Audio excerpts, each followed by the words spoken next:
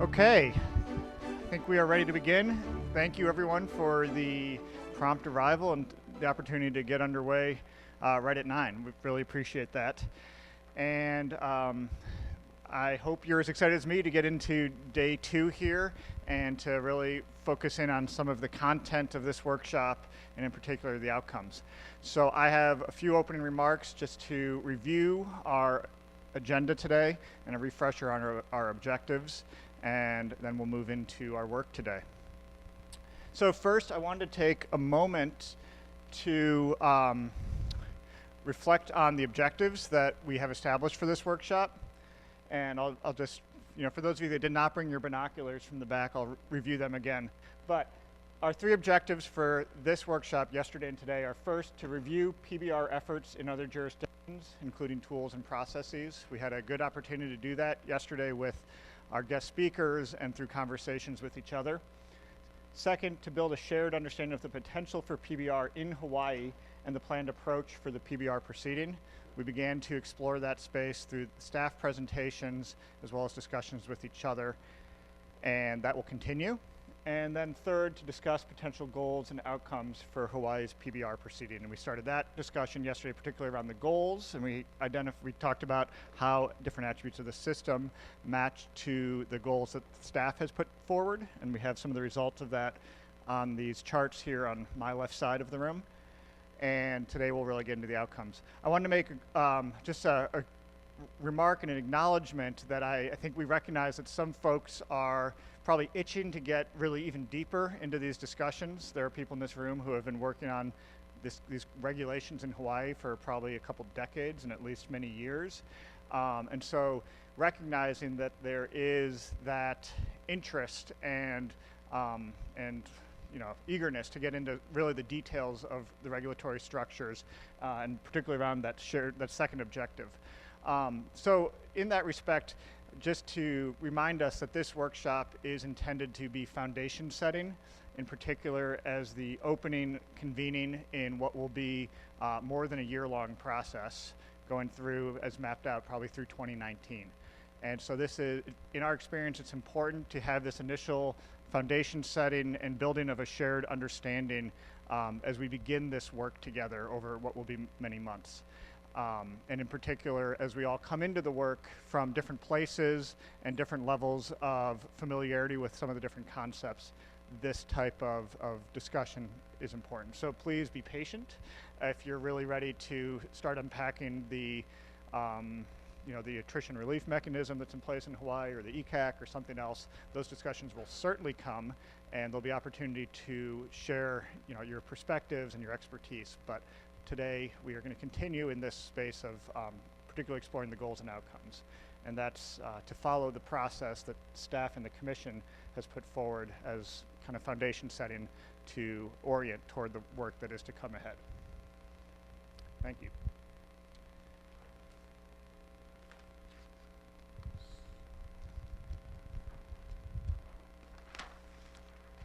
So our agenda for today is we will be working together until about 1 p.m., so it's a shorter day. We're starting here with this opening agenda review and a check-in in a moment.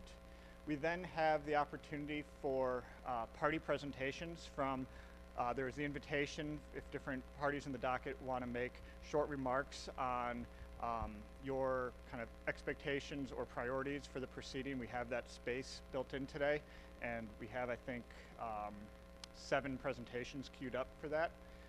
That'll happen first here. There is then an outcomes discussion, and in particular to digest the outcomes the staff has proposed, but also consider additions to those or refinements to those and interrelationships that the outcomes may have to consider and inform our work. We also have an exercise here for prioritization of outcomes. It's kind of another cut at that discussion, but to get a sense for what outcomes are rising to the top as requiring particular attention or priority in the work going forward. And we'll have an exercise to do that.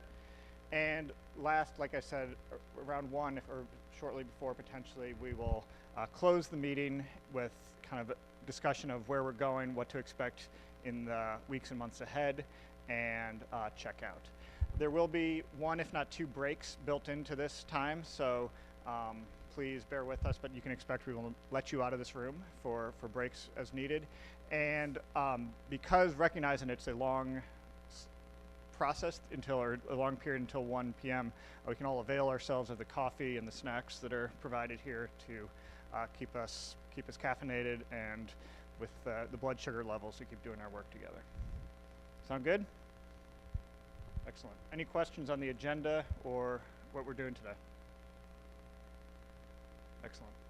So, as we did yesterday, we will have, I'll pose a check-in question right now. This is an opportunity to kind of keep processing where we are in this and getting to know each other, as well as well, like I said, processing the information that we are receiving and sensing where others in the room may be and improving our work.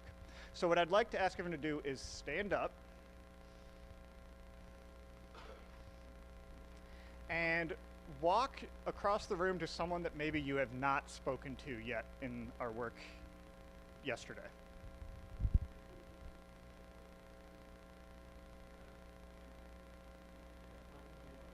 Introduce yourself if you don't know each other.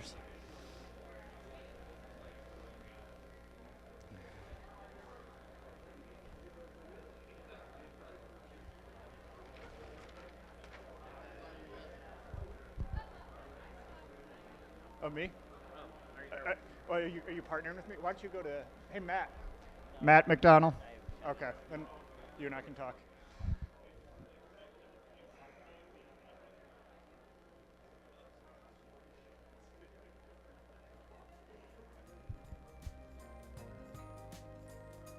All right, thank you.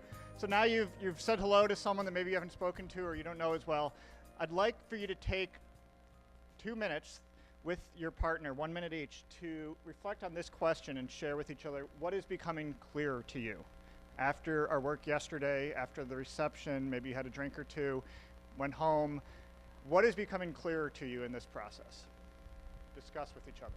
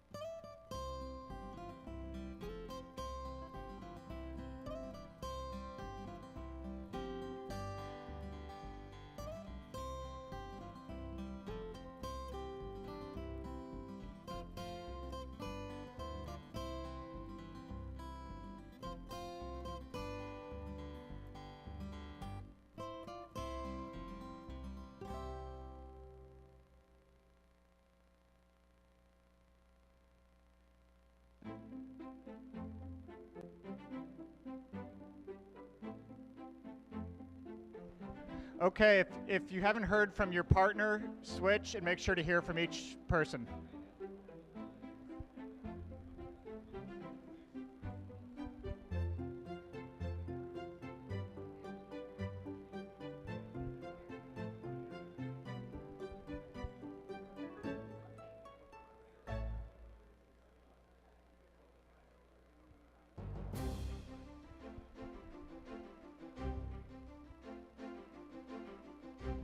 Great.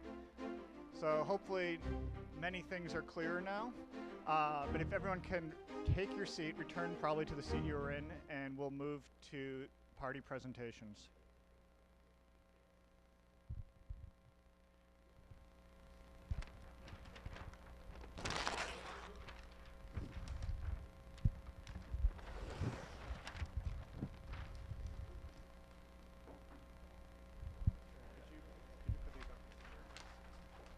Sure can. Yeah, can you hear me? All right. Good. Here on this flip chart, I have the order of presentations that we have assigned to those that submitted So what's slides. becoming clearer to you? My grandson is cute. And is that clear to you? Without introduction, Carl Rabago is ready. But I'll just make quick instructions here. Hello, Carl. It's nice to see you there. We're asking Carl Rabigo, who's presenting on behalf of the Hawaii PV Coalition, to go first because he is joining us remotely to manage the logistics and timing of that. And then we will move forward with those of you that are here in the room in this order. We're asking that these are kept to 7 minutes each to respect that democracy of time. So you should have that instruction, but just as a reminder, 7 minutes, and we will keep time and remind you from the front as your time is approaching close.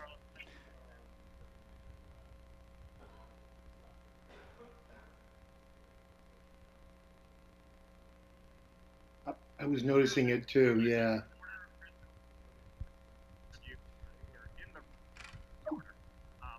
So, are you ready for me to start? We are ready for you, Carl. Okay.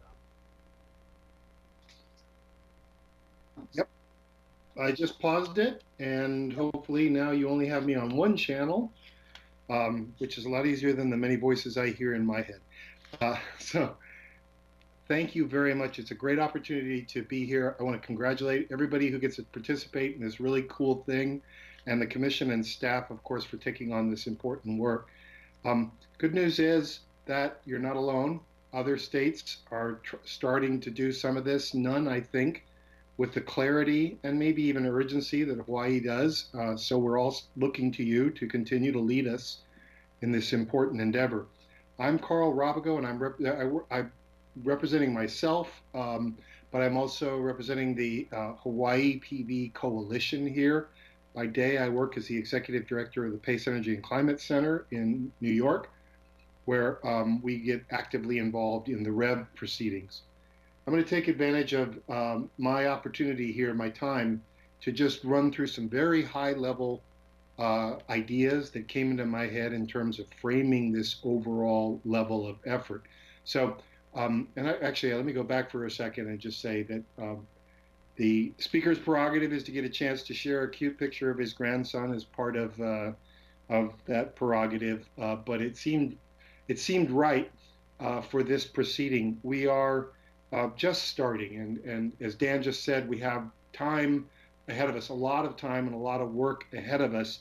Liftoff is challenging and sometimes scary, but there's still a long journey ahead, and we're doing both some exploring and traveling along the way. So what I'm going to talk about very quickly is talking about a vision for this entire process that people could start thinking of, if you don't like mine, having one or another for PBR in the context of utility transformation.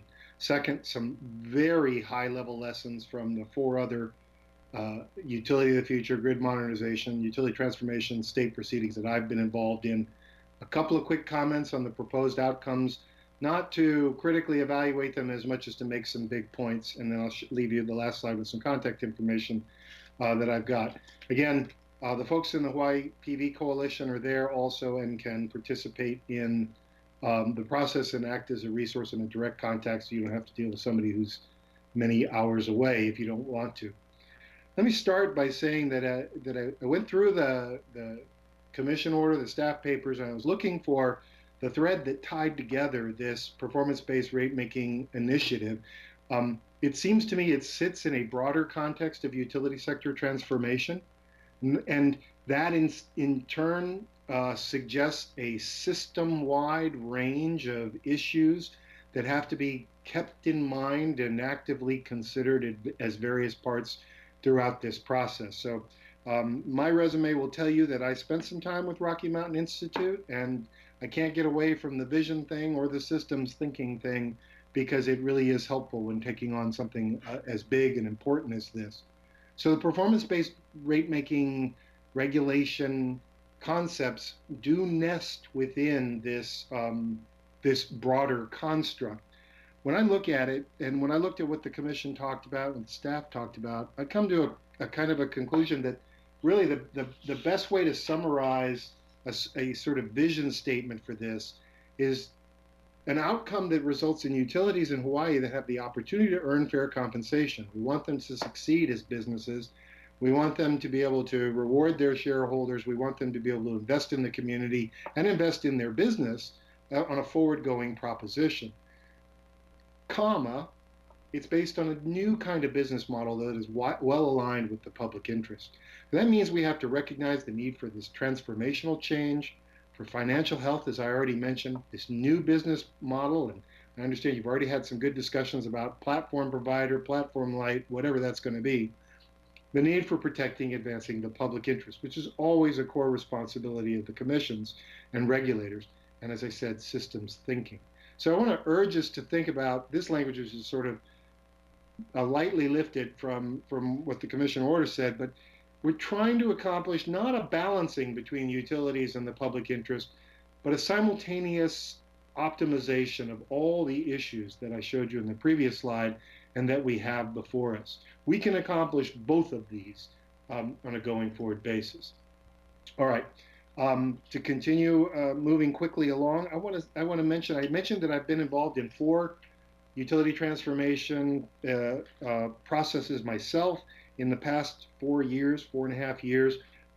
My involvement in electric utility regulations includes a whole bunch of other stuff, and I won't bore you with my resume. Let me just focus on a couple of very high-level things I've learned in each of these states. First of all, in New York, in the famous now, or maybe infamous, Reforming the Energy Vision process, our vision statement is probably pretty easily summarized as animating DER markets. The goal there is to get third-party distributed energy resource markets up and running to take some of the load off of the utilities, not literally, but maybe literally, actually, and figuratively.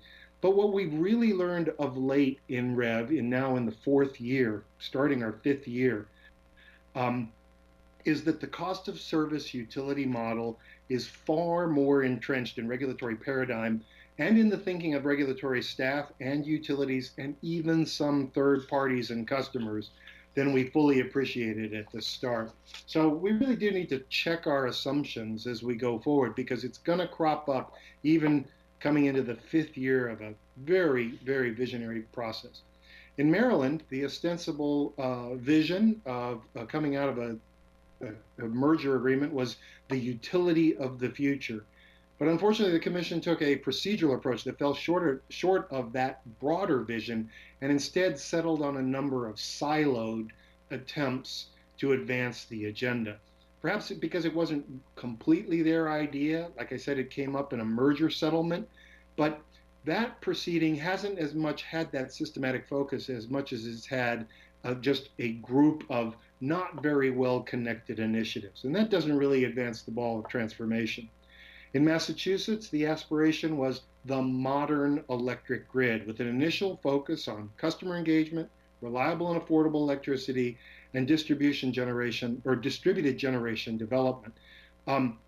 But that vision, going all the way back to a 2012 order on grid modernization from the Department of Public Utilities there, has given way to what is now largely a utility-facing effort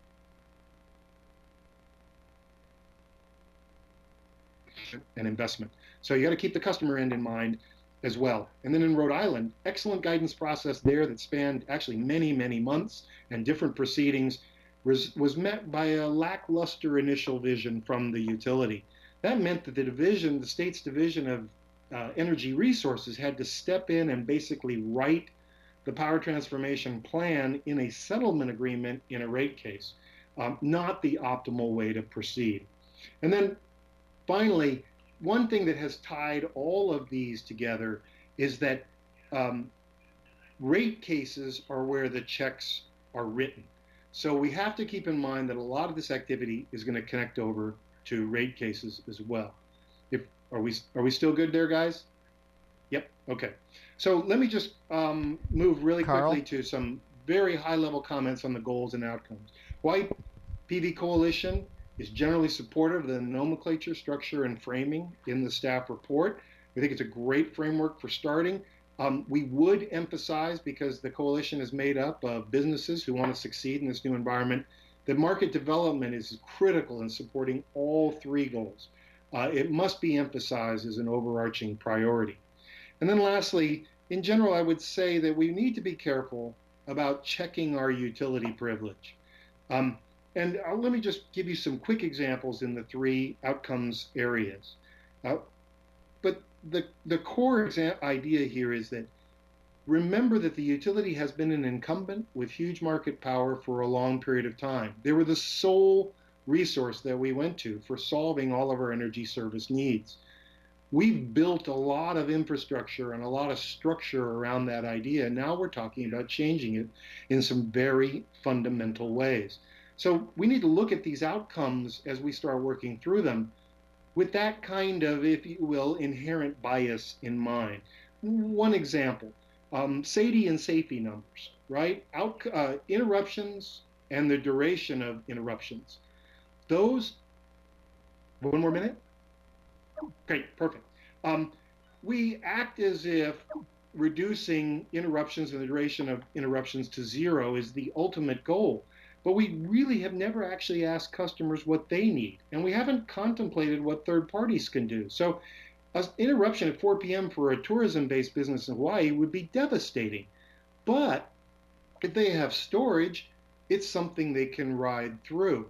An interruption at 4 a.m. might be seen as not that important unless you are topping off your electric vehicle before going to work. So we really do have to include customers in this, and we have to make sure that we evaluate these outcomes from the point of view of a changed market environment. In the utility performance area, it is absolutely critical. We learned this with PBR in EAMs in Rhode Island, in New York, everywhere we're going. It is absolutely critical that we understand the business as usual baseline trajectory. We need to know what the slope is and would be without these market interventions so we can gauge what should be rewarded as a positive deviation or possibly penalized as a negative deviation. We also have to watch out for perverse outcomes. And then on advancing societal outcomes, this is one area where I would take a little quibble with the staff's paper. I would not label societal incomes as public policy. This is all public policy. There's some market public policy, there's some environmental public policy, there's some consumer public policy. And I would also add that much of this process has already been recognized is about the allocation of risk under a new arrangement. If we're asking utilities to forego some market share, maybe that comes with an allocation of risk to those new market participants. That also means possibly a positive outcome. So just a quick idea that we need to question our assumptions as we go forward and refine these goals and outcomes to make sure that we have our vision in mind. We'll provide more comments in detail in writing in the process. We are just eager to continue participating. I know I am.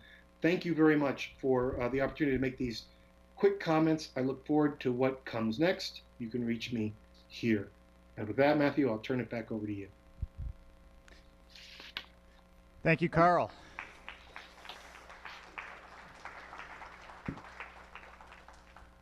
And maybe Carl will join us and listen in the rest, I'm not sure. But I'll invite the representative from HECO up to give your presentation.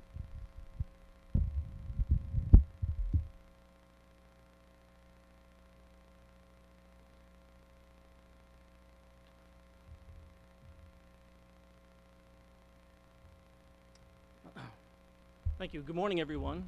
I guess depending on where you're viewing, if you're viewing online, it could be good afternoon. My name is Joe Viola. I'm here to speak today on behalf of the Hawaiian Electric Companies. I'd like to begin by just saying I appreciate the kind of cordial and candid discussion. Hard to hear? Sorry. I would like to begin by saying I appreciate the cordial and candid discussion we had yesterday. Exchange of ideas. We appreciate everyone's point of view, and I appreciate the philosophy of coming into this with an open mind. I think the discussion yesterday demonstrated to us that although we have our differences, we really agree upon a lot as well.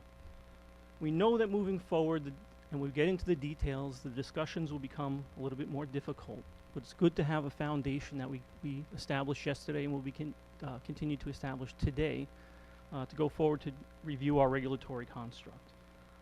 We began yesterday with a question about what is everybody curious about, and I think Mike Florio had a good question. How does the utility feel about this?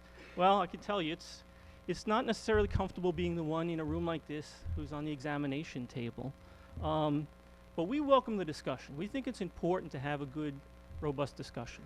We're moving forward, we're all working on important things, and we want to, I appreciate the fact that we can kind of put our, maybe our, the hats we usually wear aside and talk to each other, because there really are a lot of things we want to accomplish together, and they're interrelated. We look at this as an opportunity. We look at this as an opportunity to update our regulatory environment. Just like our energy industry is evolving, we think it's important that our regulatory framework evolve as well to serve the changing interests of customers and our state policy. In doing so, the North Star has to be not what our individual interests are, it's what best serves our customers. And we believe the time is right. Over the last couple of years, collectively, a lot of people in this room, the Commission and the Consumer Advocate, have spent a lot of time, effort, and energy debating, evaluating what our foundational plans should be. We now have those in place. We have our resource plans in place, our grid modernization plan. We proposed a roadmap for electrification of transportation. We think the time is right to make sure that our regulatory framework supports our ability to implement those. We also believe that we have, when we're reviewing our regulatory environment, we still continue to believe a lot of elements of our regulatory framework still make sense, but we do believe actually changes would make sense as well. We also appreciate the comments, including Mr. Urbago before us, and many comments yesterday, that the continued financial viability, integrity, and stability of the utility is important. It's important to you folks, it's obviously important to us, but to do the many things that are expected of us, to do the many things that we want to do, it's important that the utility remains strong. We ended yesterday with a question from our facilitators. What questions do folks have at the end of the day? And I think it was Chris Mays who said, well, okay, how do we make this work? How do we implement it? And I think that's a question a lot of us have to some degree. We support the thoughtful and principled process that the Commission has set forth in its orders thus far in the docket. We agree, one size does not fit all. Whatever we design in this process has to fit Hawaii's unique circumstances. We agree that we have many common elements of PBR in place already, so we are not starting from scratch. We do not believe we should start from scratch. We believe we should consider modifications to potentially better align our regulatory framework with our customer and state policy interests. The details do matter. I heard yesterday, the devil's in the details, maybe God's in the details, but we'll all agree the details matter. So when we move forward, we support the Commission's statement that will support for a gradual, deliberative, phased approach to get it right and avoid unintended consequences. We support a collaborative approach. What I think is unique and interesting about this docket is looking at our incentives in a comprehensive manner. To the extent that we incentivize certain conduct, it has impacts on other conduct. I think it's important to consider all of those together. Sometimes I think we can recognize we have some competing priorities. The Commission staff report represents a wide range of potential goals and outcomes for PBR. It's hard to dispute that any of those are actually potentially worthy goals. But given the number of potential outcomes identified and the relatively short time that we have, the question is, how do we make decisions and how do we decide what we should focus upon? Well, in doing so, we believe we should follow some of these following principles among others. We do believe the utility must be able to meet its core franchise obligation to provide reliable electric service to its customers. We agree with the Consumer Advocate that in its written comments that the utility still must have a reasonable opportunity to recover its cost of investment to ensure a reasonable cost of capital to benefit all customers. We believe it's important that that's important. Customers have choices, so too do our investors. We agree with Ulupono's observation that the utility's financial condition has impacts on others, including independent power producers and developers, and their costs impact our customers. In that regard, we also we believe that a well-designed PBR plan tends to have a modest number of incentives in key performance areas. In that regard, we agree with Life of the Land's comments and observations that changes should not destabilize the financial integrity of the utility. Consistent with that, we believe that there should be reasonable limits on the total amount of revenues that are put at risk through incentive mechanisms. Targets should be realistic, data-driven, attainable, and consistent with funding levels. Performance should be measured objectively and based on factors within the utility's reasonable control. As mentioned, we've spent a lot of time collectively coming up with our foundational plans. We believe PBR should support our ability to implement those plans and be consistent with them. PBR should not be overly complex, should not be overly burdensome in administration. And overall, we have to consider the overall impact to our customers. In conclusion, our regulatory framework has evolved over a century. It has served many important interests well, but is worthy to consider improvements. We look forward to this opportunity to advance and sustain the great progress we've made collectively in other dockets and in this docket. The Hawaiian Electric companies have goals that we follow, outcomes. I think they are largely consistent with the Commission's stated goals. Those are achieve 100% renewable energy by 2045, modernize the grid, have resilient and reliable service, and have high customer satisfaction. With that, I will conclude my remarks. Thank you. Thank you, Joe, and appreciate you keeping to the 7 minutes. So next we have the consumer advocate.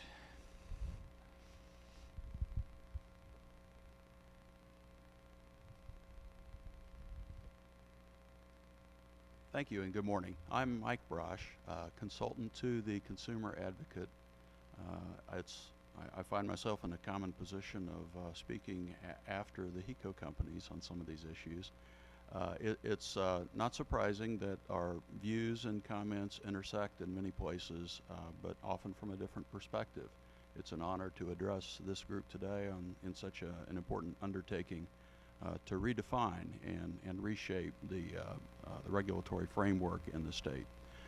I'll start by observing that the Consumer Advocate filed its preliminary comments on May 8th, and I won't repeat those observations, but instead will try to respond to some of the topics that were addressed in the workshop in framing my comments on behalf of the Consumer Advocate.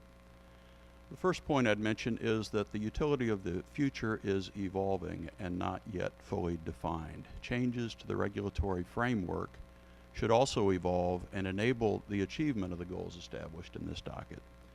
However, the potential for new products and services should not distract the Commission from the fundamental goal of regulation today, the provision of reliable and safe utility service to all customers at reasonable prices. Second takeaway, stable and affordable rates remain a top priority for the Consumer Advocate.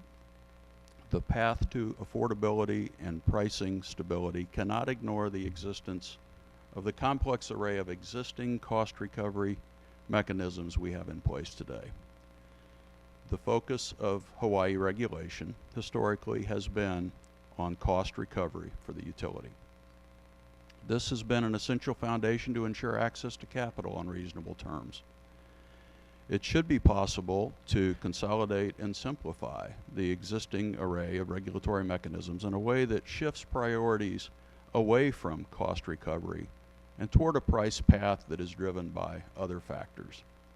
Of course, the details of any new price determination model are critically important to ratepayers and to the utilities and will be vigorously debated. Third point, the Consumer Advocate recognizes that better cost control incentives are needed. Given the heavy focus upon a cost recovery mode of regulation within the existing framework, incentives for management efficiency and cost control can clearly be improved. Utilization of more externally driven price adjustment indices, potentially longer intervals between rate cases, and other changes could be considered to assist in breaking the link between costs and utility rates. However, incenting and rewarding more efficient utility operations is of little societal value if only shareholders benefit from improved efficiency. The PUC should therefore insist that cost efficiencies are captured for ratepayer benefit as well, rather than retained for the sole benefit of utility shareholders. Next point, I would observe that performance incentive and penalty calibration is extremely important. We've talked about defining goals and the boundaries and content of PIMS, the design of PIMS, the identification of performance benchmarks, and the quantification of incentives and penalties should be mindful of the cost and the value of each measured metric and performance.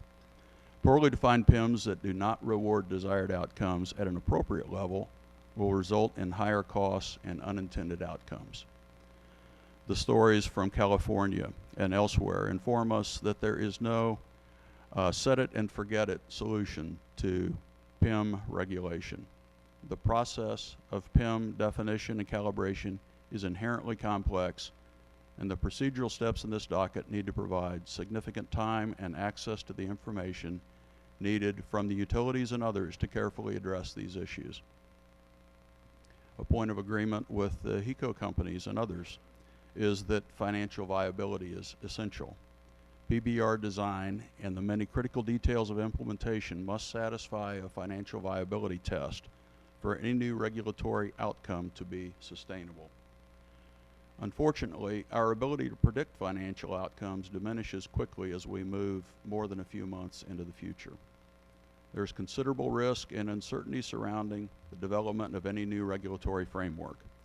The Commission should consider the many tools that are available to mitigate these risks, including continued financial reporting, earnings monitoring sharing, off-ramps, reevaluation of PBR parameters, sunset provisions, and other tools that enable mid-course corrections to PIMS and pricing mechanisms that are not performing as intended.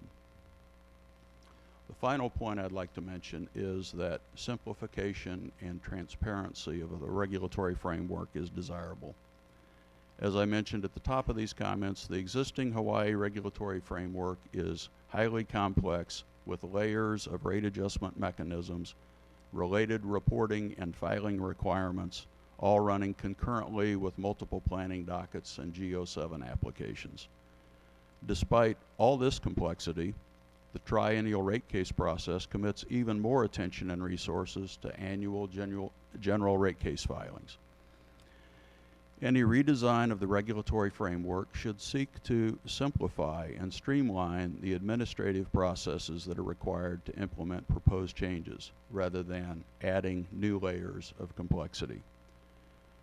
I submit that a guiding principle for PBR in Hawaii should be that all new regulatory processes under consideration carefully address the administrative details of implementation and be shown to lessen rather than expand the complexity of regulation. Thank you.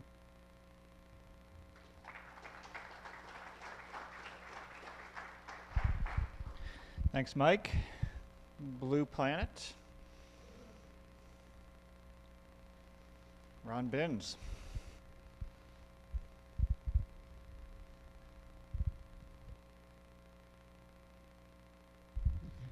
I don't think I'm going to need 7 minutes. Is that okay?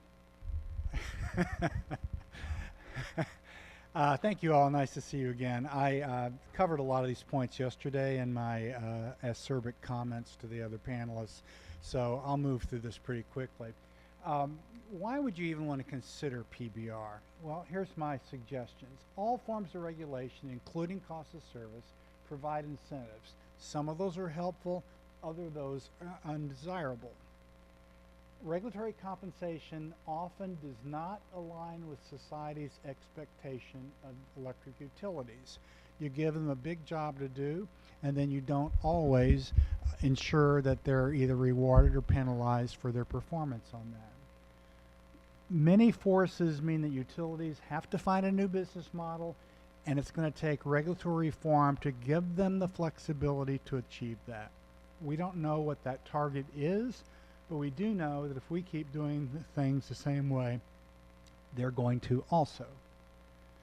There are many lessons from telecom and from international experience in regulation which can be brought to bear on what we do here. And finally, inaction by the United States on carbon pricing, on carbon emissions, has created a market failure. And I think Hawaii knows that one way of getting around that market failure is to attune regulation to that goal, among others. there are hidden incentives in cost of service. I'm going to go quickly here because we've talked about these. There's an incentive to overinvest in capital, incentive to favor CapEx compared to OpEx, lowered incentive for improving firm efficiency. When I was doing a project called Utilities 2020, I interviewed CEOs from 12 large companies around the country. And the things we heard were, you know, it's really hard for me to go out and spend money to improve our system when you take it away from me in the next rate case. One guy said, you know, our upside is we get our money back. And a lot of times that doesn't happen. There's little or no innovation incentive, and the focus is on commodity delivery. We know that. And finally, a throughput incentive. These are all familiar. What are the options that Hawaii has? Well, first thing you could do is just adjust cost of service regulation. I don't mean this as a dead end. This is what a lot of states are doing. They will add PIMs, policy PIMs, performance PIMs to the existing structure. And they may also restructure their cost recovery mechanisms and, say, add decoupling. And that gets you somewhere.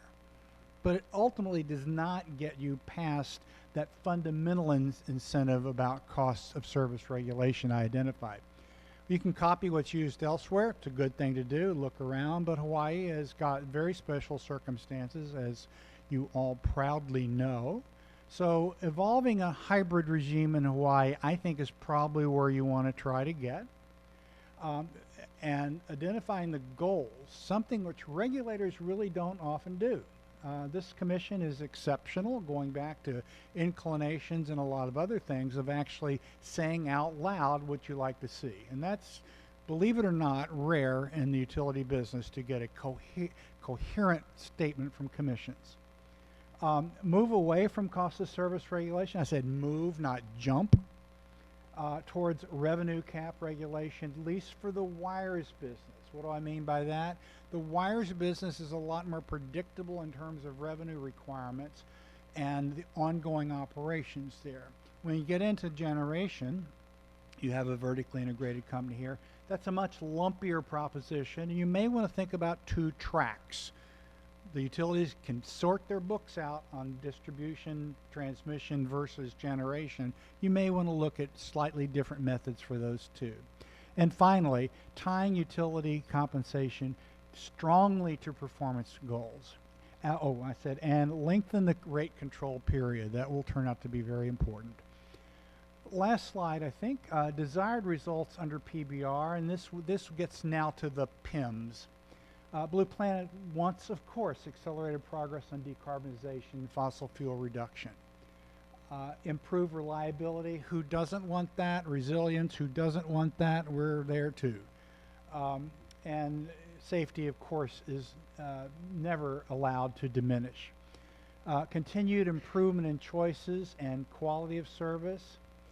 Heightened levels of customer engagement. Lots of ways of measuring these, but let's see if we can agree that that's something we want to have as an outcome.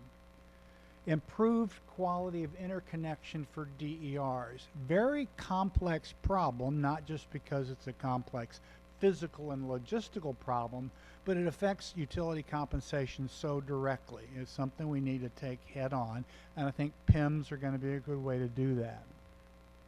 Increased firm efficiency. We will probably be offering in the proceeding coming up ideas about how you can collapse the gulf between CapEx and OpEx into a more consistent treatment. It's usually called TOTEX or Total X, total investment.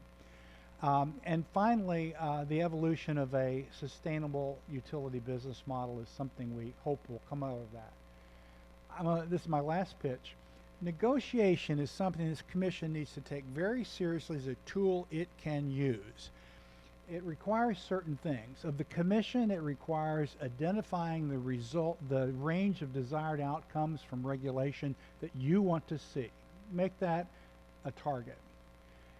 If the commission can develop a straw proposal, then dispatch the parties to negotiate and say, see if you can improve on what we've come up with in a negotiation. You could use a fully litigated case, but as you know, it's difficult as a commission to create things out of a record sometimes where the utility parties might themselves be able to do better. Governor Dick Lamb in Colorado once had a Republican House and a Republican Senate. He was a Democrat. And he said to me, Ron, it's really hard to veto good public policy into existence. And that's kind of the way it is for commissions if you don't lean on the parties. And they have to have a sort of Damocles hanging over them. You need to tell them, if you don't come up with something which you can all agree to, we're going to make a decision anyway, and we're going to have a record big enough to do that. So spin the wheel. But we think, and I think the commission will find that if it does that, you'll have a much better outcome. The PUC staff obviously would be the place to develop a straw proposal and would manage and staff the negotiations. The parties, utilities and other parties, need to commit to negotiating in good faith or else, and bring resources to negotiation. So that's, as a former regulator and as a former consumer advocate for Colorado, this is my recipe for how you can make progress on such a complicated yet very important issue. Thanks a lot. I appreciate the invitation. Look forward to any questions.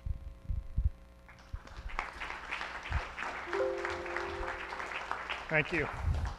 And we have Dirk next. Leslie Colbrooks.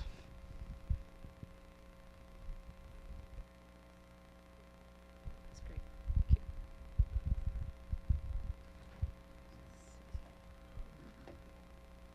you.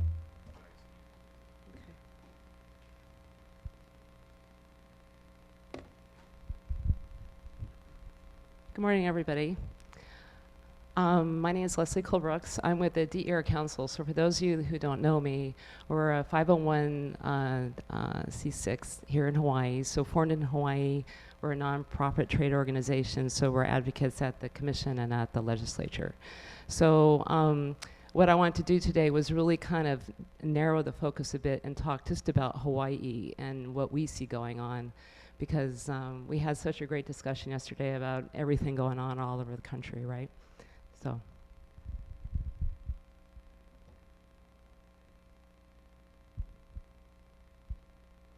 And of course, I created this presentation before I timed it, and it's probably about a half-hour presentation.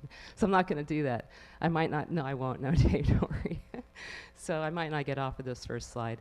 So I thought that the question, actually, Matt, that you asked about what actually pertinent to Hawaii, what do we need to know when we design our PBR is super important, because we are unique, and things that happen in other jurisdictions just might not work here, right? I mean, we know that already. So the first thing I want to talk about that we have to keep in mind when we do our PBR is that our utility is decoupled already. So I know there was a lot of talk yesterday about this is one of many options with PBR. Well, we already have that, and we've had it for many years, and it basically isn't working anymore. And I think that there is a general agreement there that it was a good start. It was a good way to help renewables be deployed. It was good for efficiency, but now we're looking at how are we going to change that. You know, every 3 years there's a rate case. Customers are becoming more efficient. DER deployment is the best in the nation here in Hawaii. And with rooftop solar and storage, is this going to progress? So the big question we have to keep in mind is what kind of PIMs can we design to keep the utility stable, but to also transform where we're going? And I feel like everyone's kind of said that already today, right? That we have the one extreme of saying status quo, too big to fail, we can't touch the utility. And on the other hand, saying we're going to have a distribution platform by September 1st. So that's not going to happen either, right? So we're going to have to do something in the middle. And so I think the thing we can say for sure is that the way that decoupling works, whether it be PBR that helps corral that, is that there will certainly be transformation. So how can we do that in a way that does not create chaos? So it has certainty that's helping to put that in a container so it works. I'm kind of reminded of the Darwin bumper sticker. It's a favorite one of mine that says, O evolve. You know what I mean? Have you seen that one? And it shows the creature coming out of the swamp. Like that. We've got to evolve. We have to do it in a way that makes sense.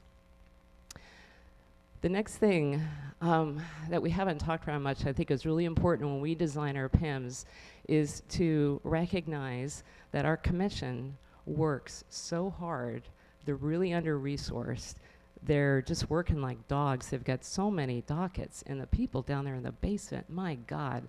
And I think the chances that the commission or that the legislature is going to give more money to the commission is like believing in the Easter Bunny. So it's not going to work. So I think that when we design our PBR, we have to really keep in mind that we need to have incentives. If there are penalties, whatever the PBR mechanisms are, that they need to be simple to administer. So if we have, say, an incentive that takes 4 staffers 6 months down in the basement to determine what the incentive is, that's a complete failure. It has to be something that maybe isn't as exacting, maybe it's not as perfect, but actually gets us where we want to go, and I think we really have to keep that in mind. The other thing along those lines, too, is that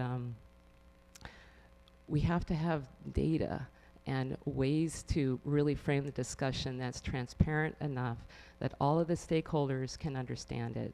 I've seen some things come before from certain parties that have been like a stack of spreadsheets of numbers, and you look at it and you say, well, wow, what is this? I mean, what do I do with this? You know, a collage? So it needs to be data that we can understand relatively easily and we can all discuss. Stakeholders on dockets aren't paid, you know, not everybody has a consultant, and we all need to be informed. The third thing is protecting low income. I thought it was interesting yesterday because we talked about that a bit, but it unfortunately is another distinction for Hawaii, is that there are a lot of low income customers here. And if you have a roof and you own your house, you are really lucky. But a lot of people, many people, most live in apartments and they don't have those options. I think that we need to really keep that in mind, and in fact, I think we should be responsible for ensuring that low-income customers are protected, and that needs to be cooked into the PIMs. Ideally, everybody would be taken care of, but I think that the groups are so separate that that's not really possible. Right now, the low-income rate with utility, I think, is woefully inadequate. And again, I don't want to count on the legislature to take care of that issue. So we have to do something about that for 2 reasons. First of all, if people are stressed out about buying groceries or going to the pharmacy, they shouldn't have to pay for anything. Hopefully, Ron, like you said, if PBR costs more, it's not being done right. So hopefully there's no increased costs at all, but what if there were? That should not be put on to low-income customers. But the other thing is as I said yesterday, I'm very interested in innovation and being able to take some risk.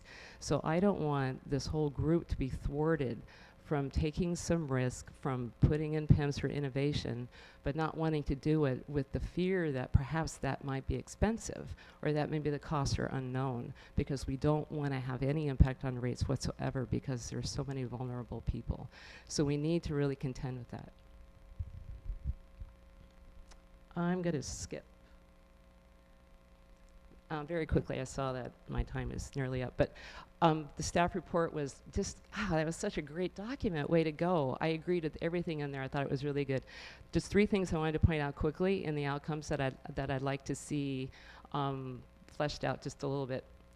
I'll just do this 1, 2, 3, okay, all right. Obviously, accelerated DERs will be an outcome, but I think that the metrics need to be very granular there. I think we need to look at residential and commercial. We need to look at system sizes. We need to look at system types. We need to look at the type of deployments and what sort of programs are involved in. They're very different kinds of animals, and we need to keep track of that. Just one big, how many megawatts is certainly not going to be enough. I also would like to see locational metrics, super important in Hawaii. I know we don't have that now, but I'd like to use this process to drive towards that. And finally, customer data, unfettered access to customer data. There's a lot of questions about that now. It's a really important way for us to get to how third-party and aggregators are working with helping to drive the bus for this whole next way of doing business here in Hawaii. All right? Thank you very much.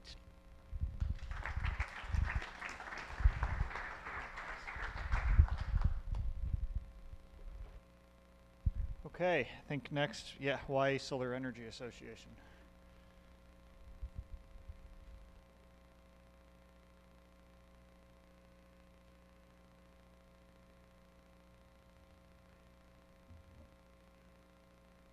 Hi, good morning, everyone. Can everybody hear me in the back? I just want to make sure because I've been having trouble hearing in the back. So if you can't, just holler and I will turn a little bit red-faced, but I will speak up.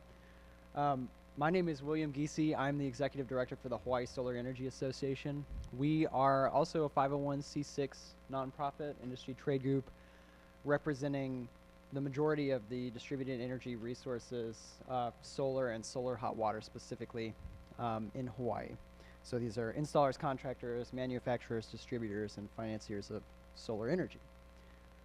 So I have some pretty brief comments on kind of the scope of work and the staff report. I will keep it under 7 minutes for sure. A lot of this stuff has probably already been said.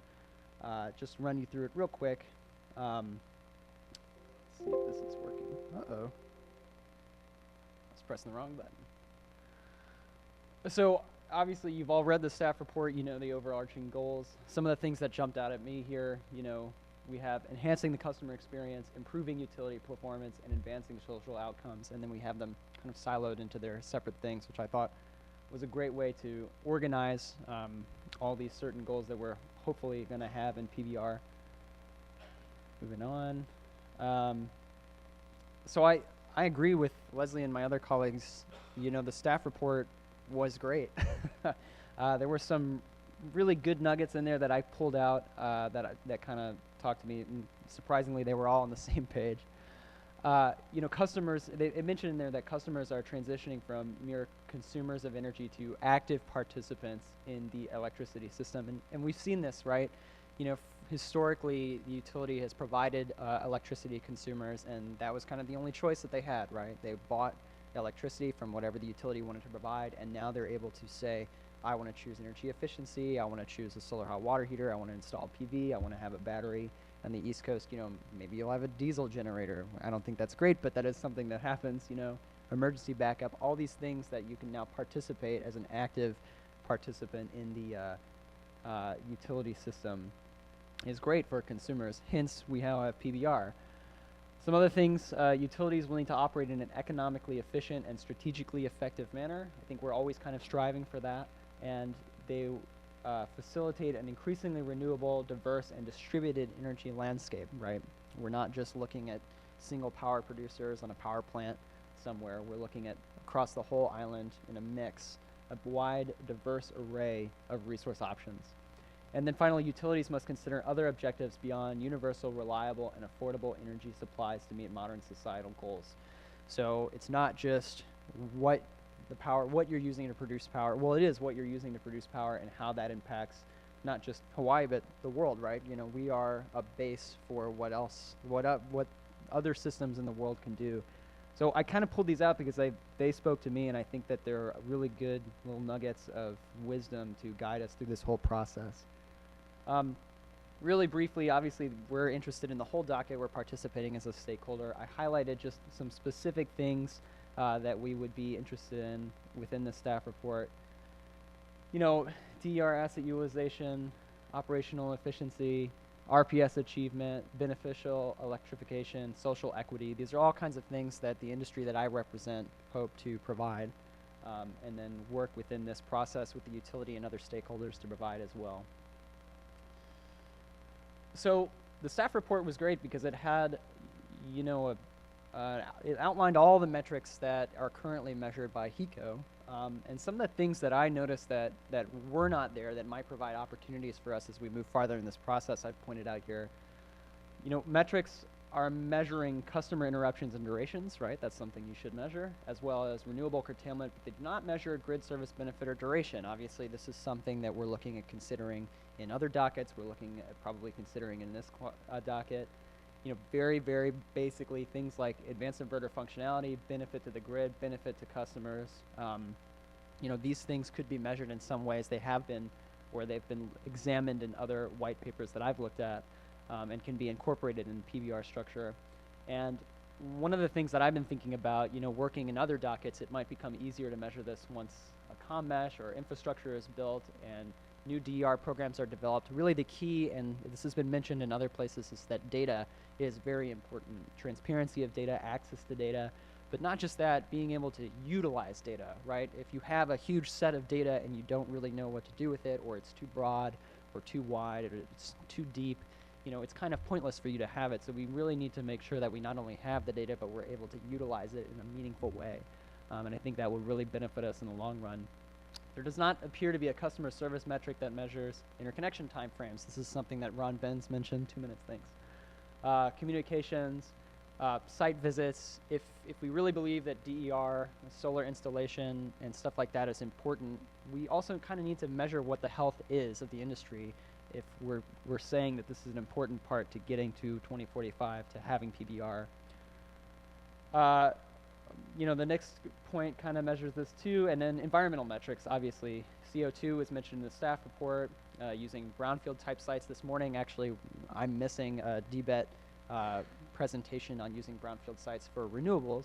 But this is another kind of way that we might be able to incorporate renewables that we might not be thinking about. Bottom line, metrics are a driver on in versus out groups. Right now, the current metric structure, as I view it, is utility focused, and that makes sense given the history here in Hawaii and kind of everywhere how utilities function. But PBRM is consumer focused, it's customer focused. What does the consumer want? What is society's goals telling us that they want? Thus, these metrics must reflect that change, right? That's how we're going to make these fundamental changes and how we change our whole system. So I'm in the midst, of a long literature review that hopefully will be reflected in some of my filings. But some of the early things that I've pulled out, some of the stuff that we're discussing already, locational net benefit of resource options. This is something we're discussing in the POG conversations. DER utilization of data, markets, goals, benchmarks, incentives, access and transparency, and data networks. I've already mentioned that. Energy storage, deployment benchmarks and incentives. Future-focused load research with transparency and cooperation between utility and DER providers. We need to work together, right, to be able to provide the data that will better inform these PBRMs. Greenhouse gas emissions targets. This is something that they talk about in Rio. Stakeholder engagement metrics, generation connection targets and timelines, and then EV charging infrastructure. And so that's basically it. Some of the cited works that I've had here. And I thank you very much for your time, and I look forward to any questions that you might have. Appreciate it. Thank you, Will. Extra credit for citations. Well done. Last, we have Ulupono. I believe that will be Kyle Dada. And thank you, everyone, for adhering to the time limitations that we have. It's much appreciated. We'll see if Kyle can close us out. Well, aloha and good morning, everyone. I can see what the committed group is on day 2. Before I start, I have to say, one thing I love about working in our state is actually our values. And I heard this morning every single participant actually expressing those values, expressing their commitment to the people and how much they care about the different groups in society. And I think that underlies our ability to collaborate. And I agree with what Ron said. This is probably going to be a collaborative process where we're going to have to spend a lot of time discussing with each other and really communicating. So appreciate everything that's been said and largely agree with a lot of the core areas. So what I'm going to do with my time is just try to focus on some of the areas that weren't mentioned and go a little bit deeper. So starting with the goals, we do have to have goals. The staff and commission laid out 3. I tried to summarize them here graphically, which was the experience, performance, and society. I added some that were underlying at a high level, so I want to go for that, but I added a 4th, which is the financial integrity goal. And the first point is these goals all have to be balanced. That's what the PBRs are doing. They're creating balance, because of course you could achieve any one of these goals by messing up the other one, and that's not really the intent. You simultaneously want all these goals to be achieved. On the financial integrity goal, there's a couple of points. The utility, obviously, and all of us care about utility capital formation. Can they acquire capital and what's that cost? We actually, of course, care about The rest of the market, we care about, can the IPPs make money, and do they have a credit-worthy counterparty? And then we care about, the customers, right? Can the customers form capital? Can the DER providers form capital? Carl spoke about animating the markets. That's the whole point, is how do you get capital to form at those levels? So it's one of the things we have to pressure test, is how well do we do? That's one of the goals. Can we get capital at all levels? On society, we covered obviously lots of the policy goals. They're well known, the RPS and climate. Social equity is an interesting goal. It underlies a lot of the past commission decisions, and I'm going to suggest that we had to make a shift from equality of outcome, which has been the former goal of equity in our state, to equality of opportunity. And that's a subtle and important shift in terms of how do we think the goal has been met. The others are in performance, reliability. I think resilience is becoming increasingly important, so metrics there will be helpful. All the stuff on operational excellence, and I think the customer experience was already well laid out, and thank you guys for stability, which I labeled as risk-adjusted customer costs, same concept. So what I want to spend time on is criteria. There's no way that we can evaluate what's a good metric and what's a bad metric unless we have criteria for evaluating them. So a couple of thoughts right off the bat. Our basic challenge as a group is to create a balanced portfolio of these metrics, and at the portfolio level with the fewest number of unintended consequences, because any single metric has unintended consequences. They actually work as a group together. We want to find the ones with the fewest amount. There will not be a silver bullet. There'll be a set of rational choices that hang together, and that's important. So there's a couple things that may appear obvious, but looking through even the first shot at this, sometimes we forget them. So the first criteria is you're actually measuring an organization and people in it. It has to be under that organization's control. It has to be under management control. Greater than 50% of the outcome of the metric, and I would suggest even higher, has to be under management control. And that's not always the case. We can propose metrics that they simply have no control over. That's not a good metric. It has to have material impact on the performance or outcome that we seek. We actually can't have 100 metrics. We probably can have a handful of metrics that make sense. We have to measure what matters. We probably should Pareto it and say, will that metric really move the needle if it was measured? Will it really affect our outcomes and our goals? If it will, we should probably measure it, because it'll make a big difference in what happens. If it won't, then we're probably going too deep. One of the hardest things in this area is measuring results, not actions or process. It's very seductive to say I'm going to measure a number of actions, count up a certain number of things because they're very countable, but that's not the result you actually want. And that's also easily gained because you're not getting the results you want. So we have to say, what's the result we're actually trying to achieve here on the system? Let's find a metric for that. Now the next one's actually the hardest one for us. And listening to everyone this morning, it has to be appropriate for the role of the utility. And so to the commission, you're going to have to help us here, because it's not entirely clear that are you looking for metrics for the next 5 years, for the next 10 years, for the next 20 years? Do you want to see how the metrics will evolve in 5, 10, and 20-year periods? And if we're not clear on that, we're going to be talking past each other. So, because this goes to the role of the utility. If you think the role is going to be an unbundled role, you wouldn't measure generation heat rate because they won't have any. So we have to think about, are we really focusing near term, or are we focusing longer term? We have to be careful about micromanagement. I mean, no one likes to be micromanaged. It's probably not helpful. This goes back to Pareto outcomes and what are we measuring. And then the last two, a couple of people mentioned it. Gaming and perverse incentives are slightly different. So the gaming issue is not just can the utility game it, but can the other two stakeholders that are out there, the sort of the people, the customers, and the third-party providers, can they also game it? So we have to look at these metrics and say, how would this game play out? And then the whole question of perverse incentives is mentioned several times. Didn't put up here, but agree it's about the ability to regulate. So the issue I think for us is going to be not the end game. I think all of us tend to focus on the end game. We want this end game outcome in 2045. The hard thing about this work we have to do together is the transition game. What's the next 5 years of metrics that actually tie to the action plan that we all just had to wrestle over for 4 years for the next 5 years? What actually is that?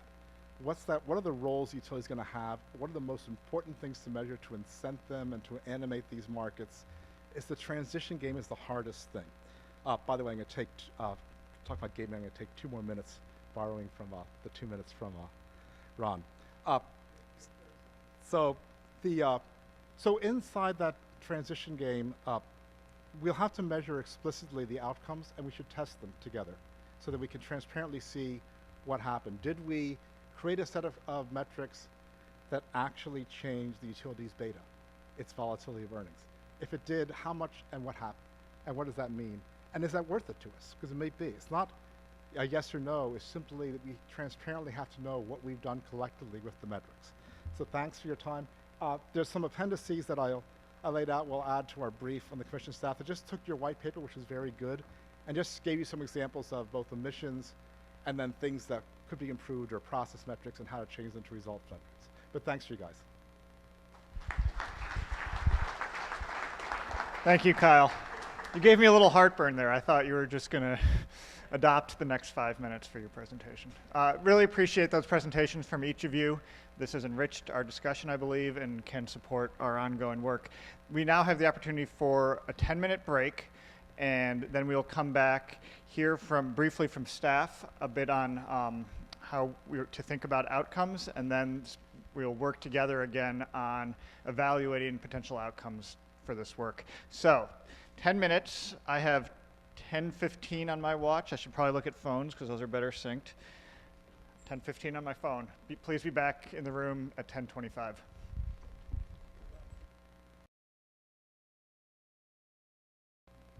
Okay, thanks everyone. My name's Dave Parsons. I'm gonna talk a little bit about outcomes, and then we have an activity that we'll dive into in just a couple minutes. So, as Dan mentioned this morning, we're going to build upon the discussions from yesterday with a particular focus on outcomes. And the goals outcomes hierarchy was described in the staff report, and I'm going to walk through it a little bit right now.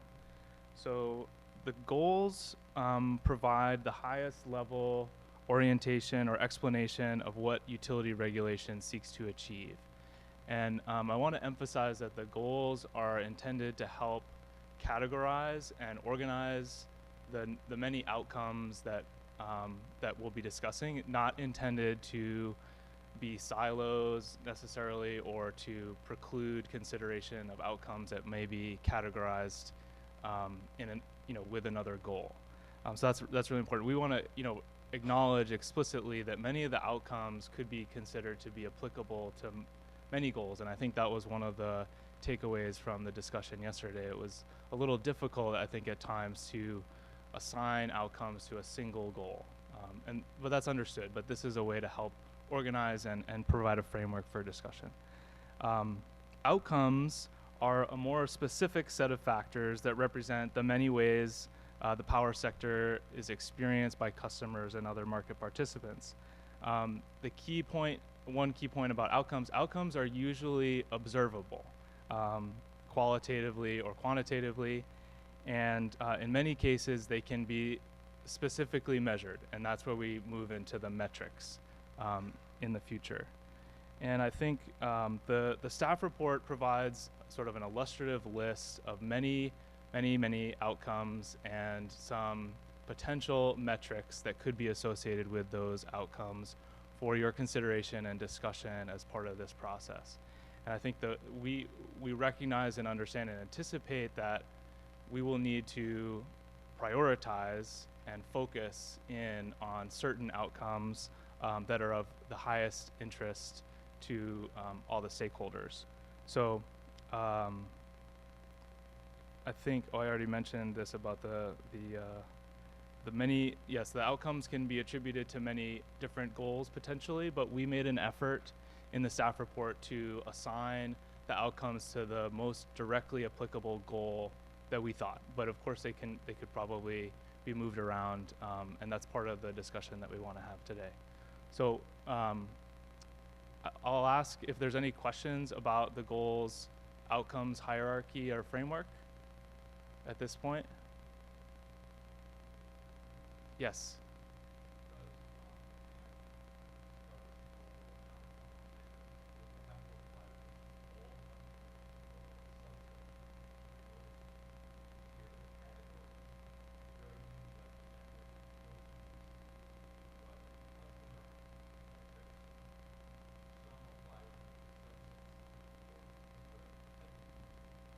That could be yes. So some outcomes could be specific to certain kinds of customers or the utility, or more broadly applicable potentially.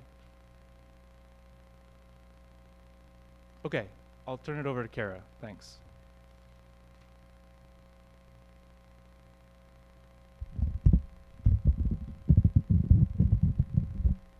Okay, great. Thanks, Dave. All right, so the first step here is I'm going to want everybody to stand up, and we are going to self-organize into the 3 goals that are proposed in the staff report. And so that would be, these 2 tables will be customer experience. These 2 tables, this one and the one behind it, will be utility performance. And the table with Ron Nelson standing next to it and the table behind it will be societal outcomes. So you have a choice on which goal you want to work on. You'll be basically focusing on the outcomes for that goal. And if you are deciding between 2 goals, please go to the one that you see are lacking humans. And once again, we're using the goals proposed in the staff report, but your party briefs will be an opportunity to modify or suggest other goals as you see necessary.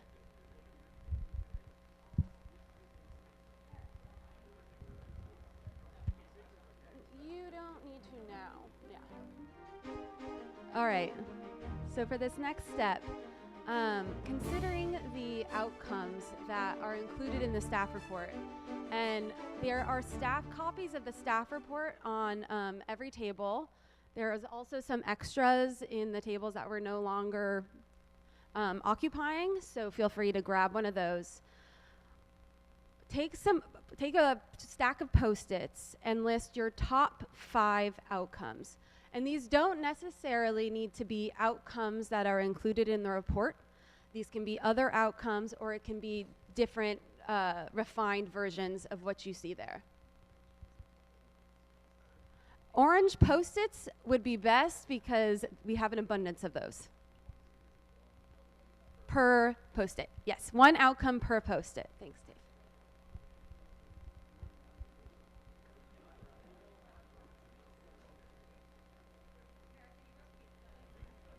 So you're going to be, for your goal that you're sitting at, you're going to list the top 5 outcomes individually that you are proposing for this goal.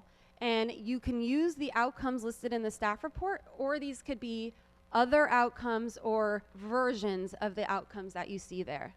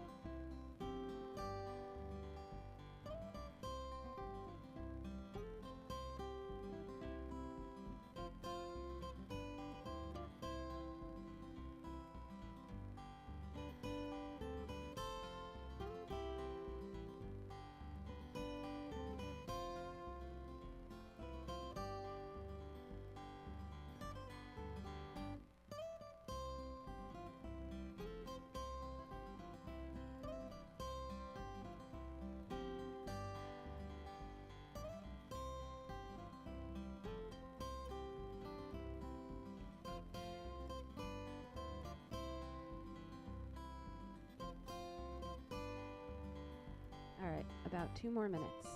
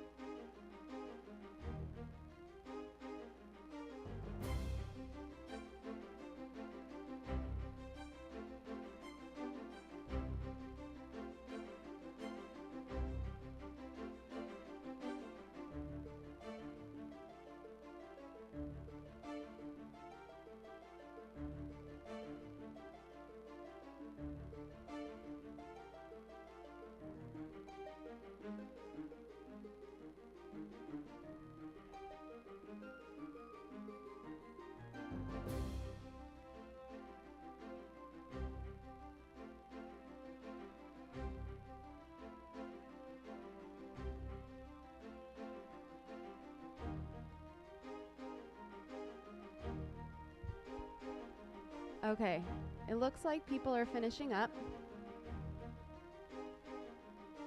So now in groups of 3 or 4, I want you to share your outcomes, and between the group, prioritize your 5 top outcomes. If you have a repetitive outcome of your partner or your group member, crumble it up and throw it in the center. So you're going to want 5 Post-its for every group of 3 or 4. And while you're thinking about prioritizing these outcomes, you want to focus on which are the most important for regulatory intention in this proceeding. Okay, looks like people are ready for the next step. So my colleagues will be putting a blank flip chart in front of you. You guys will be using this one in front of me. And I want you to now share your priority outcomes with the whole table. And you're going to use your flip chart to cluster them to see which outcomes are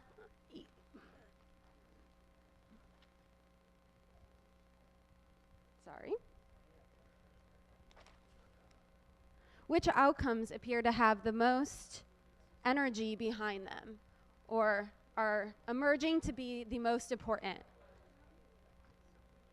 So once again, you're going to be sharing your 5 outcomes with the rest of the group and clustering them to see what trends are emerging. And from those, I want you to prioritize again to ID the top 2 to 3 outcomes for your goal. So every table will end up with 2 to 3 outcomes for your goal. And if you're thinking about, how to prioritize these, you want to think about the outcomes that are most important for regulatory attention in this proceeding. Okay.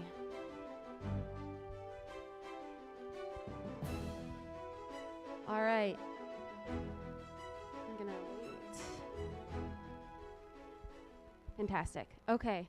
So if you want to flip your flip chart, so you are seeing these 3 questions. These are a worksheet that each group is going to be filling out for your 2 to 3 outcomes you have identified. I suggest that for every outcome you use one color of Post-it. So for example, if my outcome was reliability, in all orange Post-its, I'm going to be answering, how is each outcome experienced in the current system? So for reliability, customers losing power, the utility needs to, the utility needs to go and fix something to maintain that power. You know, thinking of the customer, the utility perspective, how is this outcome actually experienced? So what measurements exist? We have SAIDI and SAFE, right? That is currently how reliability is being measured in the existing system. Who, what is responsible for its achievement and fulfillment? HECO, right? But that's not necessarily the case for all of these outcomes that you've identified. And then if you flip the page over, it's discuss the pros and cons of elevating this outcome to be a priority for regulatory attention. So here you guys are going to discuss of what could the potential, you know, unintended consequences be by elevating this outcome. What could the benefits be by adding further measurement of reliability in the current regulatory framework? And you guys will be reporting out on these worksheets. A spokesperson from each table will, after this, report to the whole group on what you guys discussed for each of your outcomes. So just know that going into it. And once again, I suggest using one color Post-it to answer all of these questions for each of your outcomes. Yeah, different colors for every outcomes. You have 20 minutes. Need more colors. Okay. All right. Okay.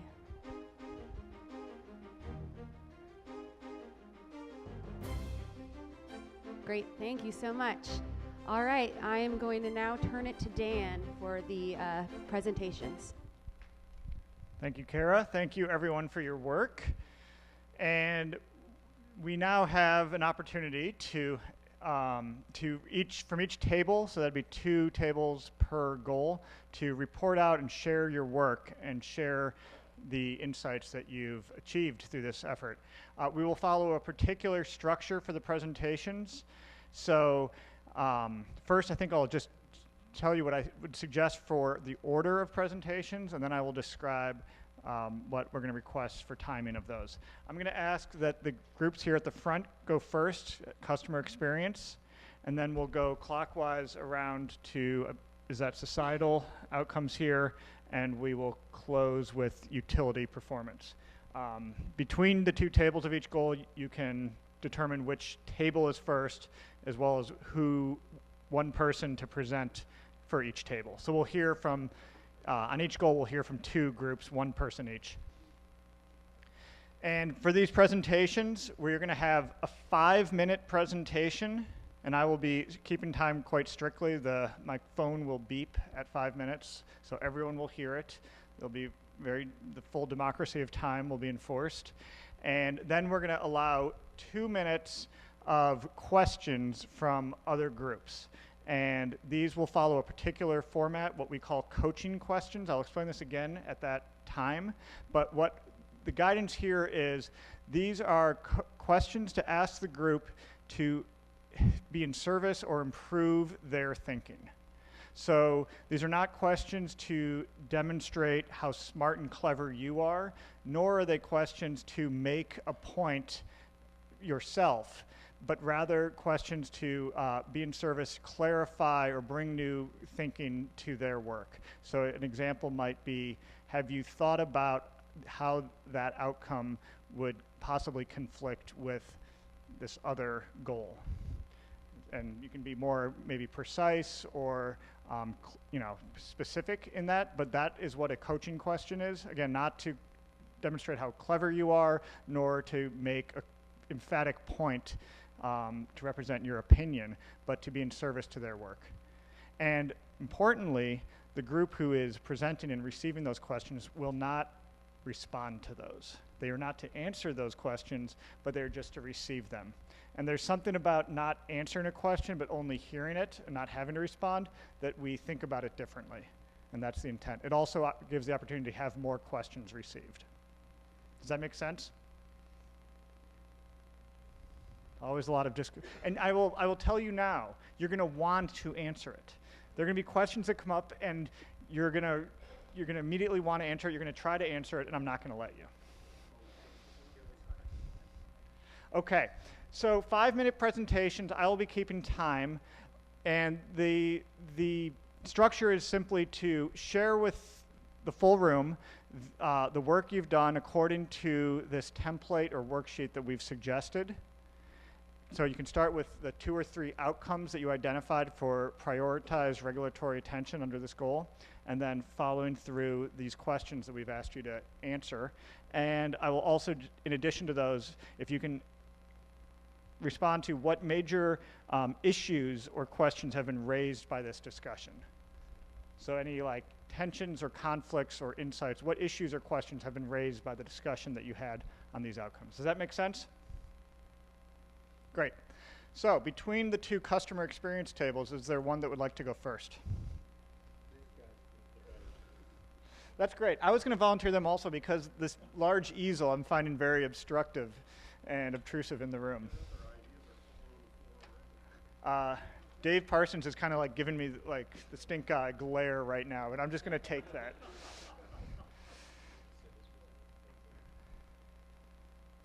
Do we have a volunteer to present?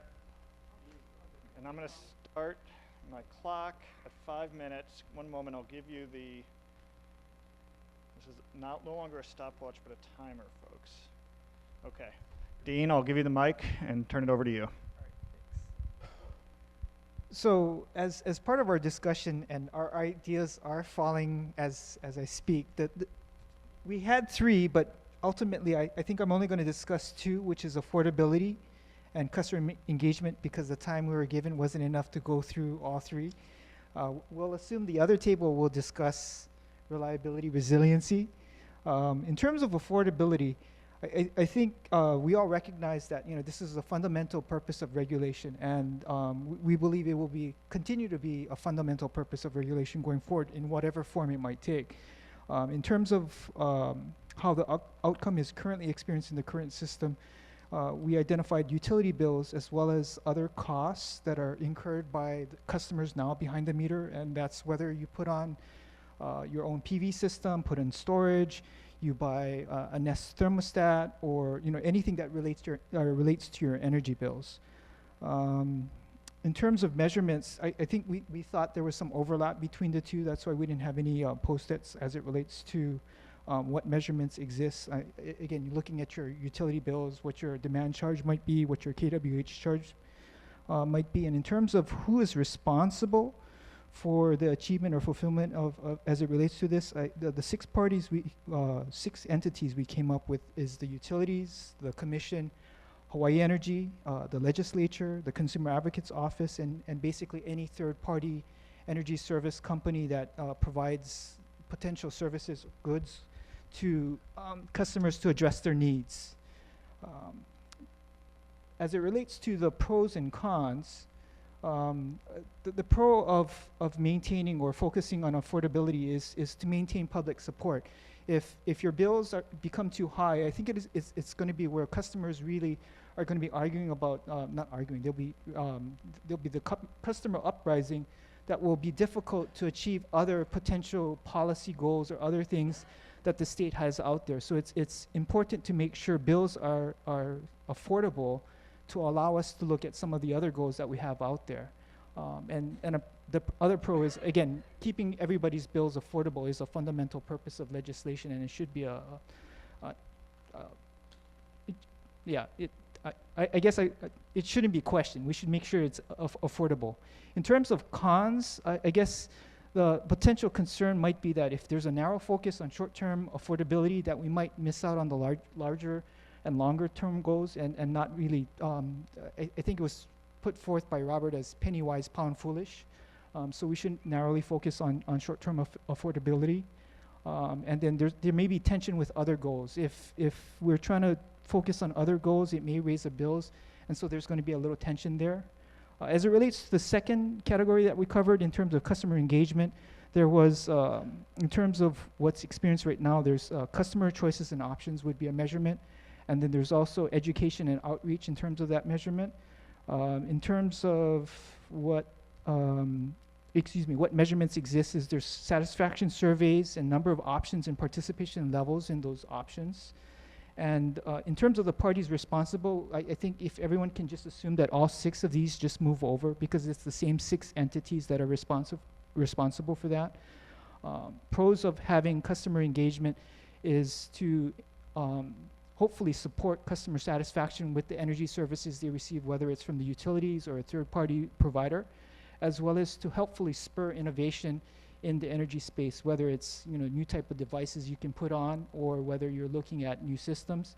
And potential cons with the customer engagement category is that because of how you measure customer satisfaction, the responsibility of how that's met may be shared amongst many entities, and there might be kind of finger pointing depending on what happens, whether it's the utility that may be at fault for not meeting customer satisfaction surveys or the energy service company. And it also may be difficult in many cases to measure customer satisfaction just because of different customer needs, as well as the different I guess in terms of customer satisfaction, it is very subjective. It's not as objective as other criteria. So I think that is what we came up for these 2 categories.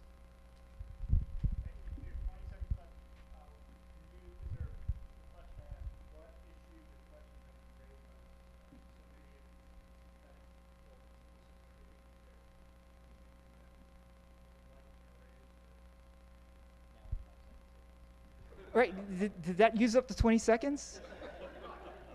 Well, I think, both of these, in terms of the discussions we're having, these are going to require some very in-depth discussions, and especially when you have different parties participating, sort of getting back to this point in terms of responsibility and the potential tension.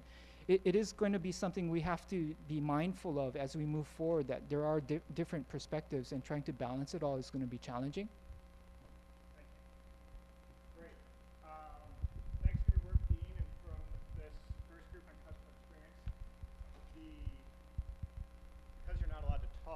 Take the mic, right? If you could stay up here with us, maybe I'll ask first, because you guys worked on the same goal. Is there anyone at this table who might have a coaching question for this group?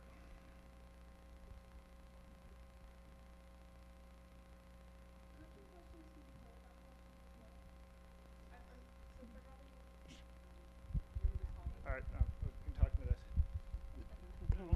Short. Okay, just in terms of having 6 entities for responsibility, I'm not sure that I understand the responsibility that each entity has. So. Okay, so a question around, I think, the ability for 6 different entities to have responsibility on a measure or an outcome. Thank you. One more from this group. To what extent did the group differentiate in terms of affordability between customers as a whole and low-income customers? Thank you. And I'll go to, if there's a couple more questions from others in the room. Here's one. So just to ask for the future, to whether consumer engagement means being able to help along a path of expansion needs where the benefits can be seen in the future. Question of temporality and timing. Thank you. Is there another question, maybe from this side of the room? It's helpful to get questions from others and different goals, because as we recognize there's overlap and interplay in some cases. I see.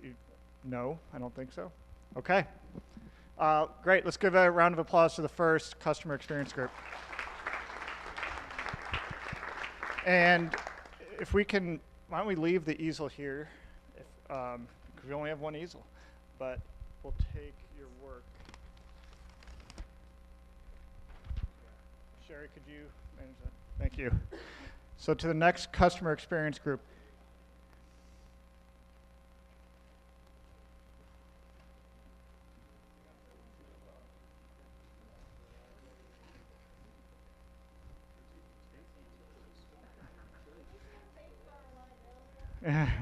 So here's a pro tip. It turns out on flip charts, nothing sticks very well to the top 3 inches of a page because of the adhesive that was there. So to avoid this problem of posters falling off, if you avoid posting anything to the top 3 inches, you'll have success, more success.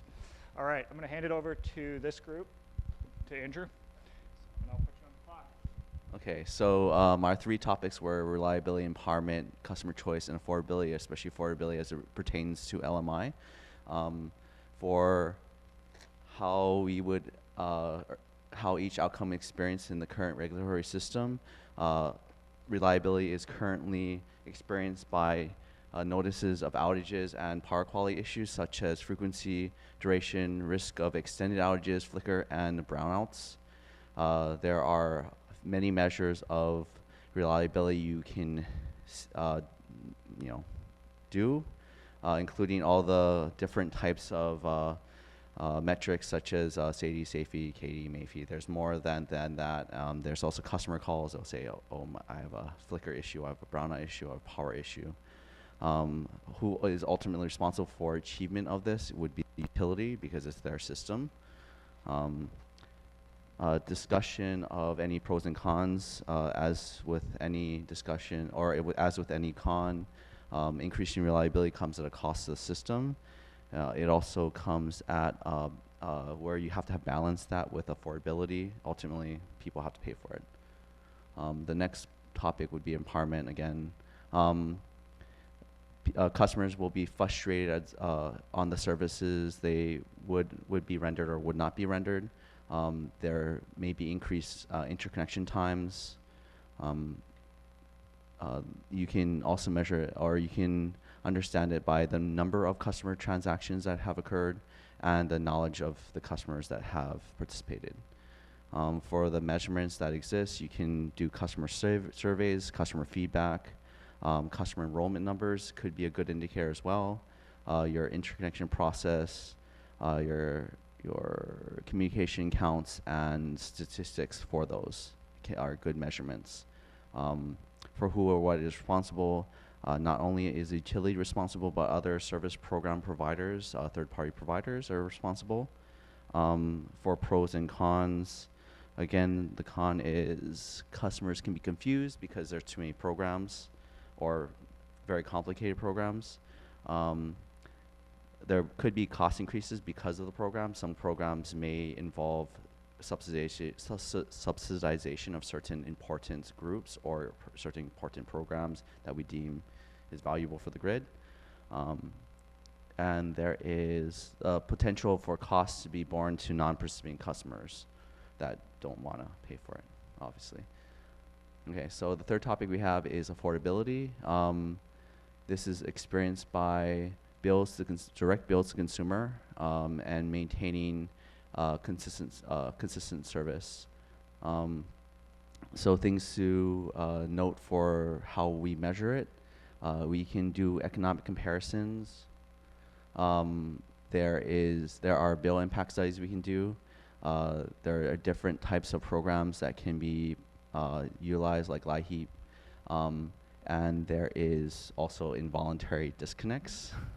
For who or what is responsible for this fulfillment, it'd be the utility and the commission together, because we basically determine costs and then we determine what can be charged to the customers. As the cons of prioritizing affordability, as it also pertains to LMI, is that okay, I can't read that. Okay, and it's not my own handwriting. Let's go to the pros. There can be lower cost for certain parties, which is very important for very important parties, especially the LMI segments. And these parties, or all parties, can understand, or we can understand how certain parties are able to pay, and there's more innovation as a result of pursuing more affordability, because when we have a lot more flexibility in doing what we want to do. I gotta read this. The cons is that as we pursue affordability, we may not appropriately space the affordability on all segments, or we may basically space it too much among all the segments and we don't do customer differentiation. And that's it.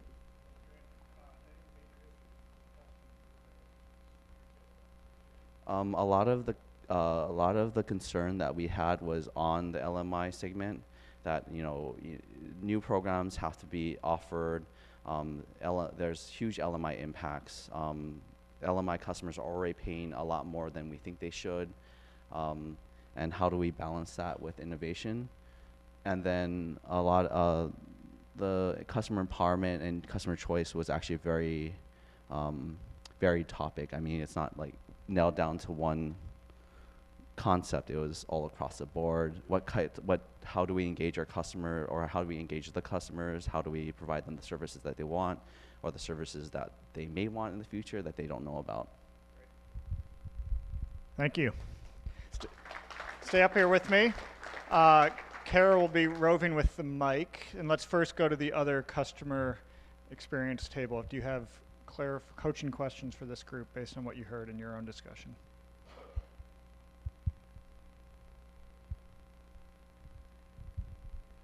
So in terms of reliability, it was stated that the utility is responsible.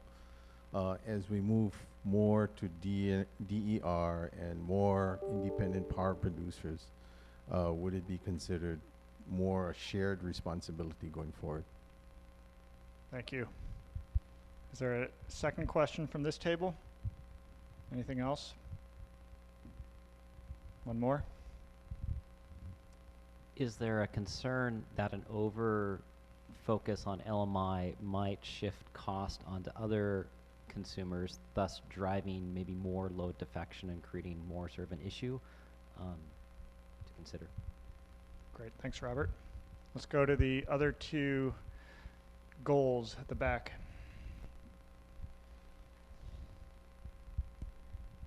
Thanks. I guess a similar coaching question. In terms of LMI programs, who should pay for those? Is it general taxpayers, ratepayers, or shareholders?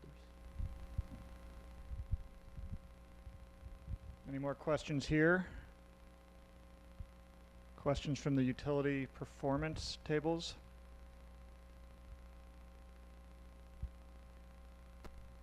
Okay, thank you.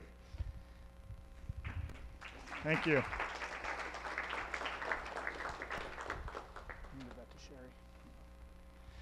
So I think, yeah, we're next going to the societal outcomes. And do you have is one of the tables ready to present first? Are they ready? It's a standoff. You spoke first. I think you're ready. All right, if you can bring, and you can probably just bring up the whole easel. It might be to quickly flatten it and put it, or rather than, sure, can you help, Sherry? Yes, you have to come to the front.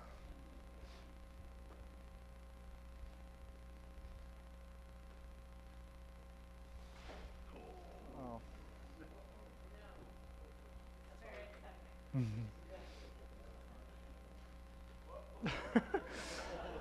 Maybe we'll revise this approach. Is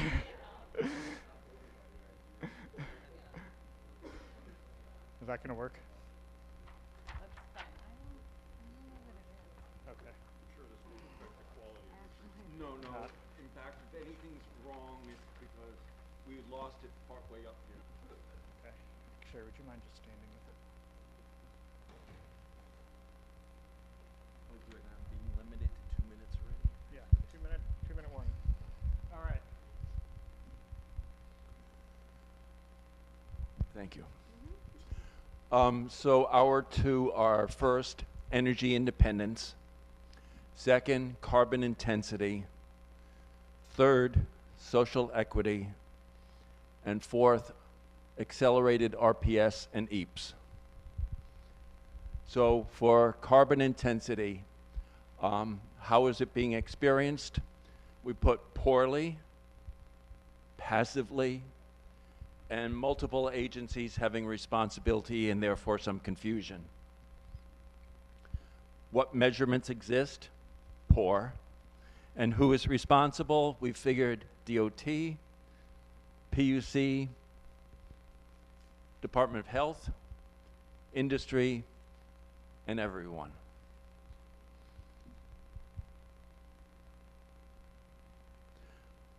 Pro. Same as RPS. Con, same as RPS.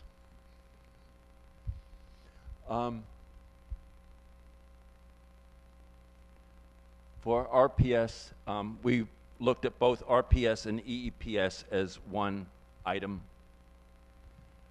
How is each measured? I'm sorry.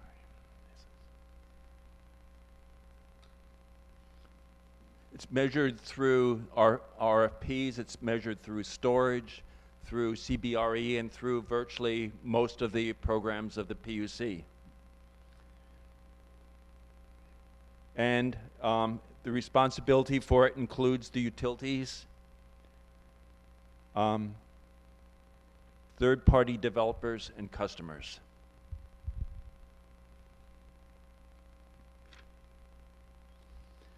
The pro is environmental, economic, social, and independence, energy independence. The con is the cost, the affordability. Stranded assets was a big one. And regulatory oversight. Is that the con? Social equity was sort of covered by the other group, but then we went into energy independence. By that we mean that it should all be indigenous renewable energy, that it's currently being measured through RPS,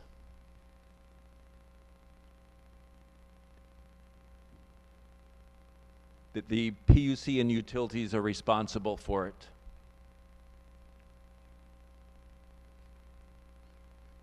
And we didn't have time for the pros and cons.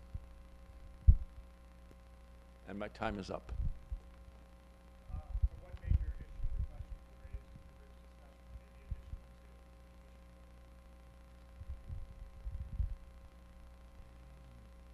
One moment. What was that? I don't know. Well, I think part of it was I'm going back to looking at when we're talking about what goals. I think time frame had a lot to do with it when we're looking at what are the long-term goals and sort of the short-term costs. So looking at the different time frames, I think came up in the discussion in terms of what we're trying to achieve and the outcomes. Excellent, thank you. So we now have an opportunity for coaching questions, and again, we'll start with the other table that worked on this same goal. Is there anyone here who has a question to pose to their work?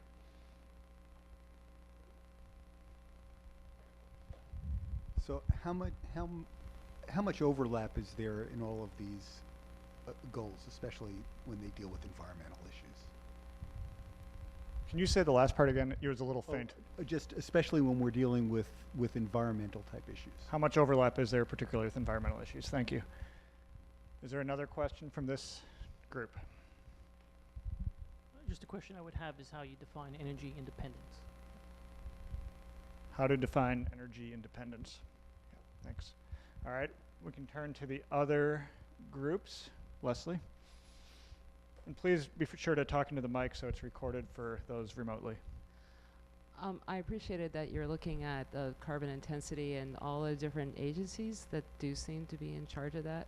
So, and it is very confusing. So I wonder what your recommendation would be for who or what should take charge and how we would make that happen, right? To wrest away from certain groups or if we should. So. Thanks, Leslie. Is there another question from this side? Okay. From here, from the customer experience groups? Jim, right behind you.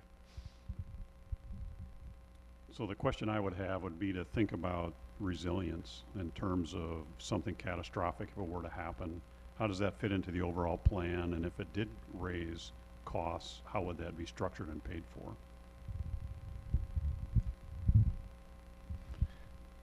And one more. This kind of relates to the energy independence again. People kick that around a lot. I'm kind of confused how you connect that. Well, first of all, how it's defined. Importing oil and importing solar panels. Are we supposed to make everything here? But how does that really connect to a societal benefit? The question would be, how does energy independence connect to a societal benefit? Okay, thank you. Any last questions for this group? One more. I think in terms of accelerating the RPS and EEPS, cost was identified as a con, but I guess the question is if implemented correctly, might cost and price actually be a pro in terms of accelerating EEPS and RPS? Excellent, thank you. All right, round of applause for this group. You didn't think there could be so much applause in a regulatory docket, but we find a way. Why don't we, if you're comfortable, maybe it's easier to stay where you are. Let me just check with our camera operators. Can we put this, I think that's a yes. We can put this on camera, so we'll let you stay there.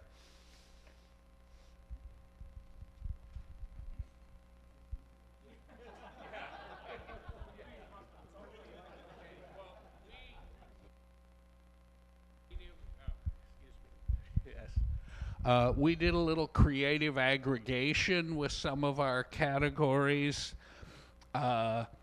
We picked carbon intensity and put RPS achievement and energy efficiency under that because they're key ways of achieving carbon intensity. We also picked beneficial electrification and included electric vehicles under that. We had different, those were separate categories. We also identified social equity, but we only got through the first two in filling out all the questions.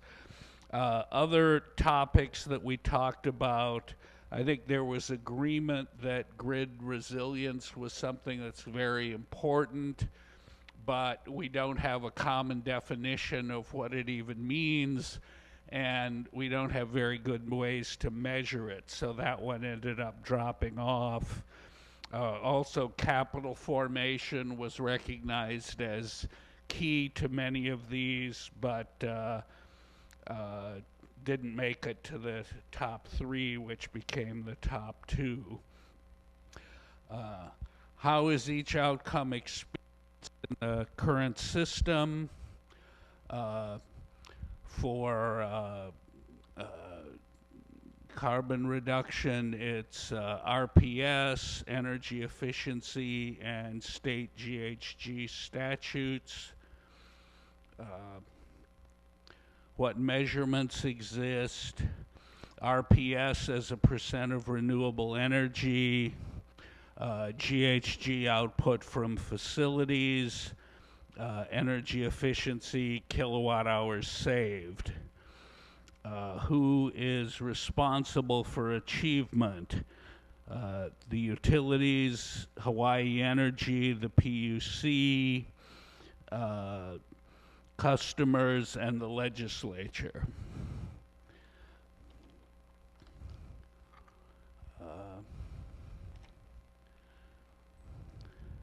Pros and cons for elevating this outcome to be a priority.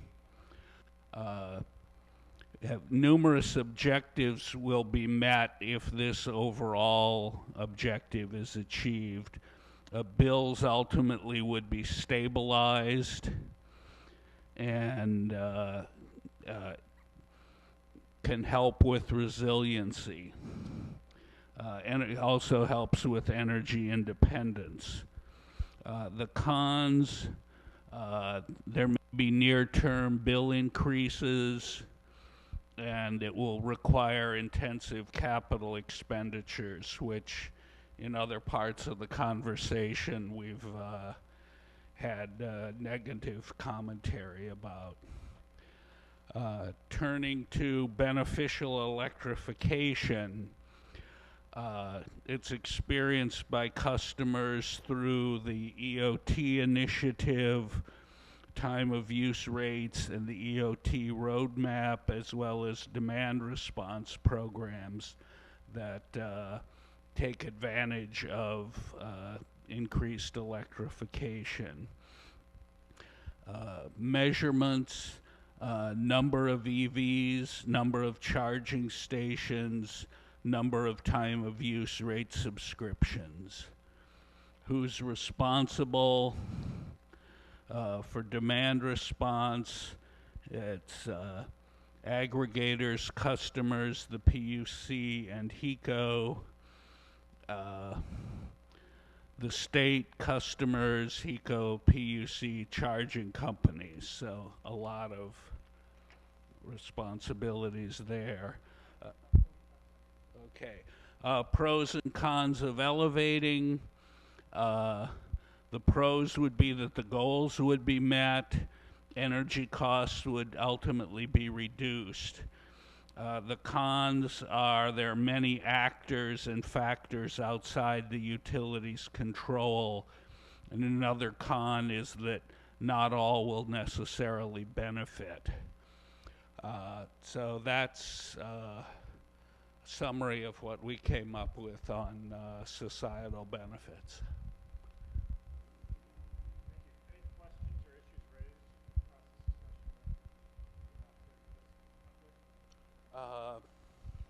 Well, we did have resilience and capital formation as issues that were important to this, as well as social equity that we didn't get to, but these ended up being the ones that rose to the top.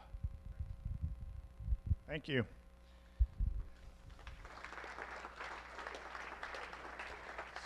So we'll start here with the other societal outcomes group. Is there questions you would pose based on what you heard? Into the mic, please. More of just a comment. It was, I think, very well thought out the way you put different goals together, specifically the resilience, energy independence, stabilization of rates. And I think thinking about those cross benefits is really important. One more here. I think with the societal impacts, because there are so many, we really need to break them up into separate, smaller groups. Okay, thank you. From the other tables out in the room.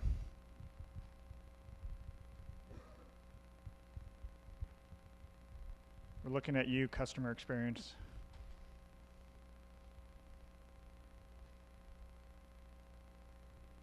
Oh, 2 hands go up. Mike, as you were putting this together, I wondered if you had considered how stupid those ideas really are. You're not able to answer that. Wow. That's another way of coaching.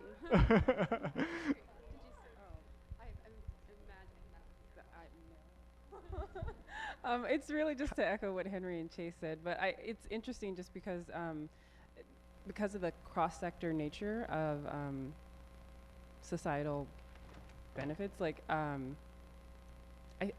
appreciate you thinking through how to group them. So. Thank you. And do we have any questions from the 2 tables that we're working on utility performance?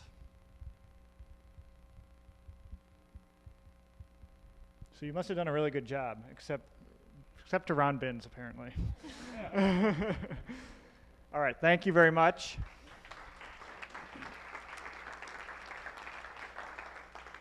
And so we'll move now to our 2 tables, last 2 that did utility performance. I'm going to check with our camera group. If we present from here, can we turn a camera on this group?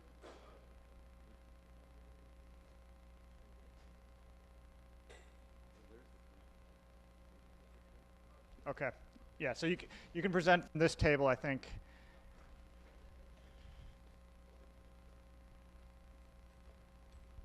And I'll turn the mic over to Clarice.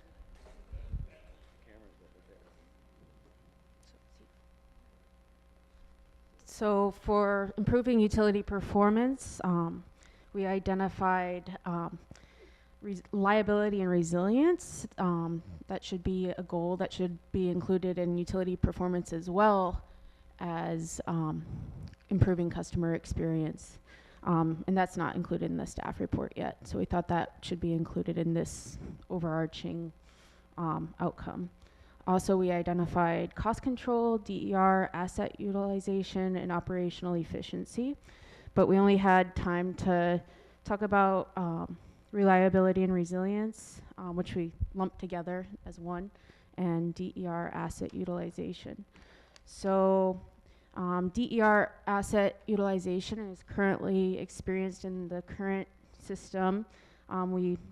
We kind of experience it through like a framework of it being a disruptive technology, but also as a potential resource in terms of the ancillary services it can provide.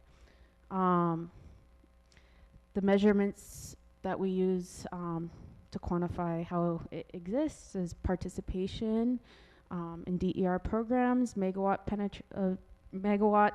or penetration of DER, and then also interconnection queue times.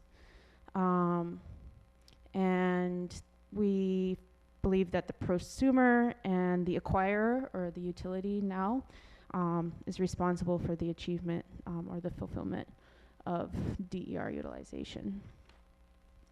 Our second goal that we looked at was reliability and resilience. Currently, this is kind of being promoted through certain initiatives such as undergrounding of utility lines, the completion of the Schofield power plant because it can island, and then also replacing certain like infrastructure such as like wood poles with steel poles, because those are more resilient during storms. And although there's measurements for like customer experience, such as the city safety, but we didn't feel that it's easily able to measure reliability and resilience in terms of utility performance. Really the only measurement that we could think of was the percentage of like hardened distribution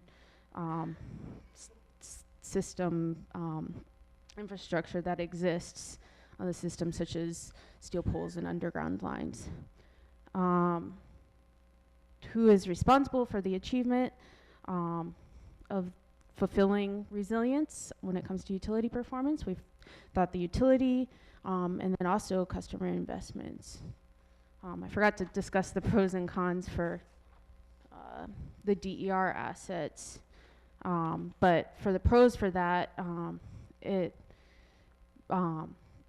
increased utilization, energy independence, it could lower costs for all customers. It creates a more diverse portfolio of resources. It could further resilience, and then it can further facilitate infrastructure improvements. The cost of that, it's complex to measure. It could potentially, there's the issues that come when we integrate more DERs onto the system. Also, the cost, who should pay for the integration of additional DERs. It comes with the challenge of educating consumers, and then there's challenges associated with addressing unfair cross-subsidization issues. So back to the resilience and the reliability goal. For the pros of elevating this outcome, we would better be able to respond and recover from natural disasters. And the cons of that, it's who pays, figuring out who pays for this infrastructure.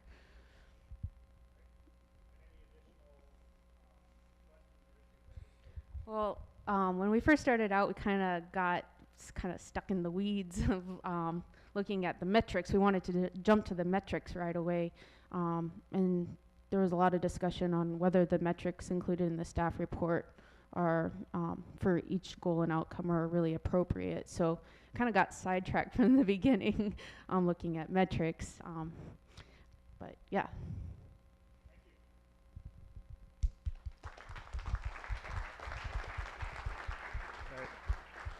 All right, yes, we'll start here with the other utility performance table. Do you have questions that presentation raised for you?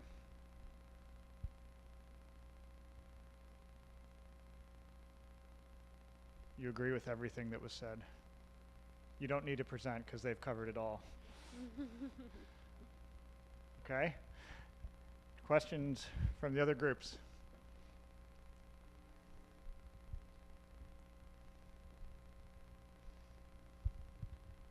You discussed both steel poles and steel pipes. Any preference for one or the other, or when you would do one, or would you put them both in the same spot?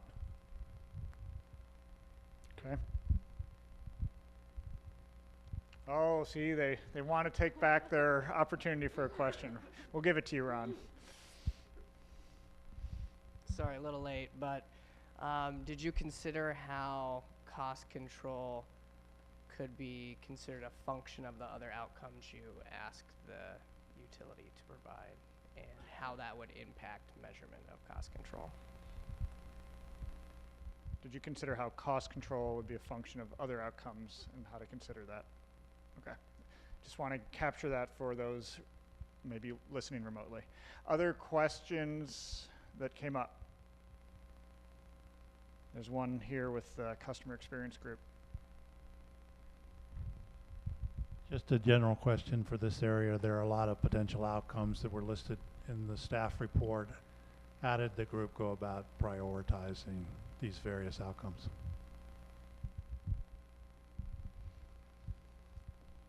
Just let that one hang. Thank you. All right, is there any last questions from customer experience, from the societal outcomes? Last chance for the other utility performance table. Okay, thank you. And we'll move to our last presentation from the second utility performance group. And we can, if you could set up here again at the same space. And all that time, they haven't figured out who's going to present.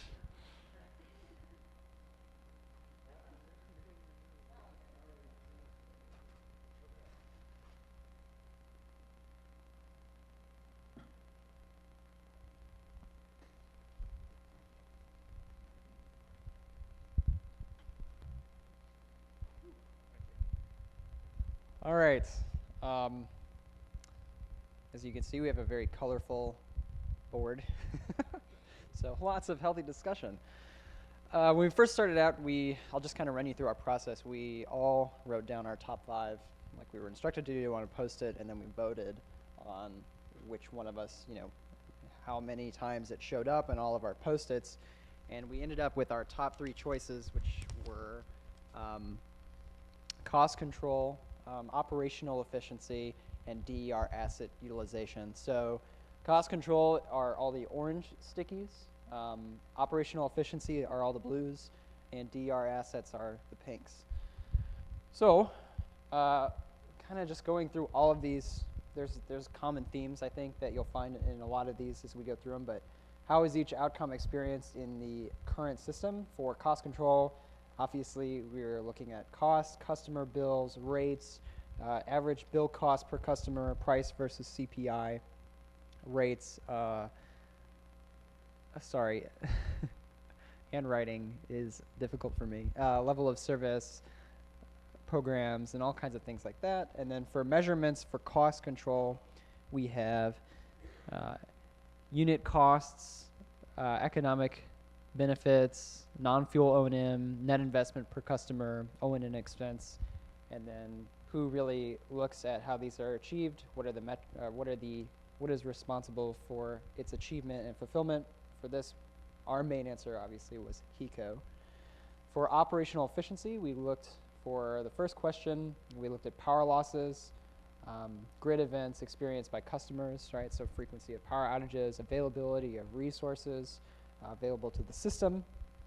For measurements, we had forced outage rates, availability percentage, average heat rate, reduction in peak load, load factor, renewable energy curtailment reports, heat rates, and loss factor.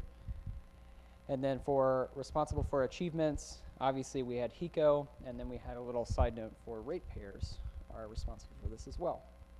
And then for DER asset utilization, on the first question, ability of customers to interconnect DER, interconnection responsiveness, so how quickly systems are interconnected. Measurements, obviously the interconnection queue that we have access to, percentage of customers participating in DER, a percentage of the whole, demand response, megawatt participation, excuse me. And then we have a big one that has 4 parts.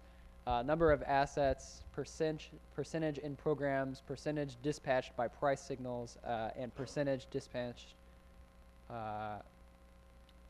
driving critical hours, so kind of a time-based measurement.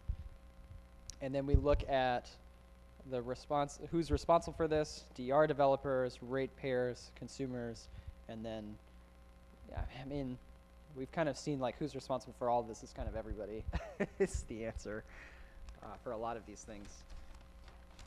All right, moving on. So pros and cons for cost control. A pro is that cost control is very important. That's generally why it's important to look at it. And then the con is that it's hard to benchmark. Certainly certain, you know, one of the discussions we had were costs that are very visible, but what are the non-measurable costs that we might have that we can't see, right? So the kind of Don Rumsfeld unknown unknowns, you know. For ops efficiency, we had significant and not rewarded under traditional regulation as a pro. And then cons are utility has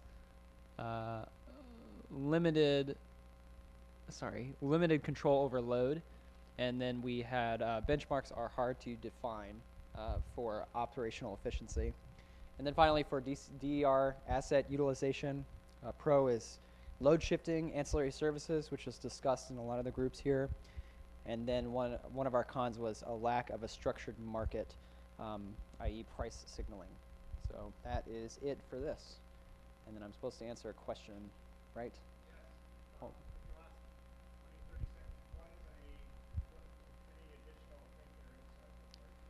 Yeah, just a general observation when we first started out and throughout the discussion we were kind of talking about just the outcomes and how maybe some of the outcomes within it could be subsumed within other outcomes. You know, cost control also considers, you know, some of the other outcomes that are within that spreadsheet of outcomes, right? So why do we have so many silos when we could kind of consolidate? So that was kind of one question of, you know, which one of these outcomes might be moved into other ones for efficiency. Thanks. All right, last opportunity to give some questions and coaching questions to this group around utility performance outcomes. We'll start here with the other utility performance group. Carl? I don't know, this is a comment maybe to my own group too, but how do you separate utility performance from the other goals when one of the ideas of the metrics is utility performance? You know, all of the metrics relate to utility performance. All metrics relate to utility performance and how to separate those out. Thank you. Anything else from this group? Seeing, shaking your head no? Okay. Anything from the societal outcomes tables? People are tapped.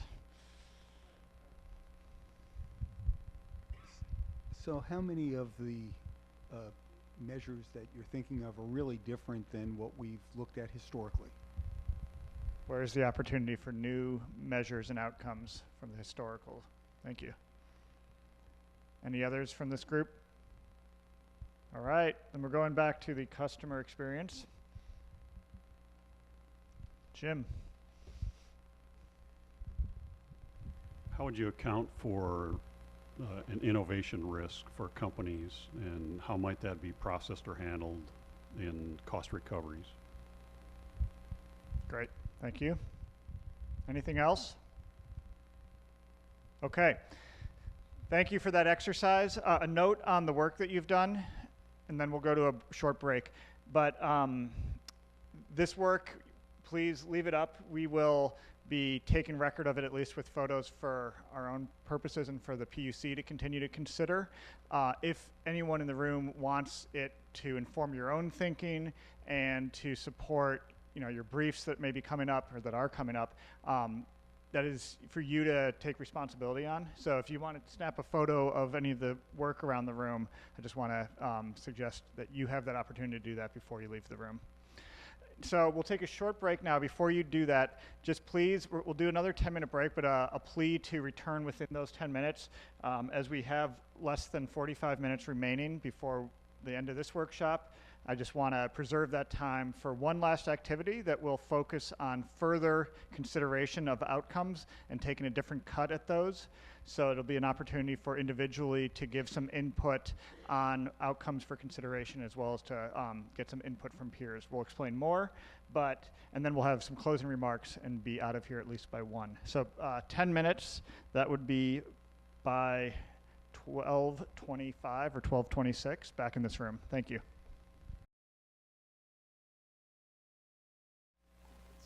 You just need yourself and a pen.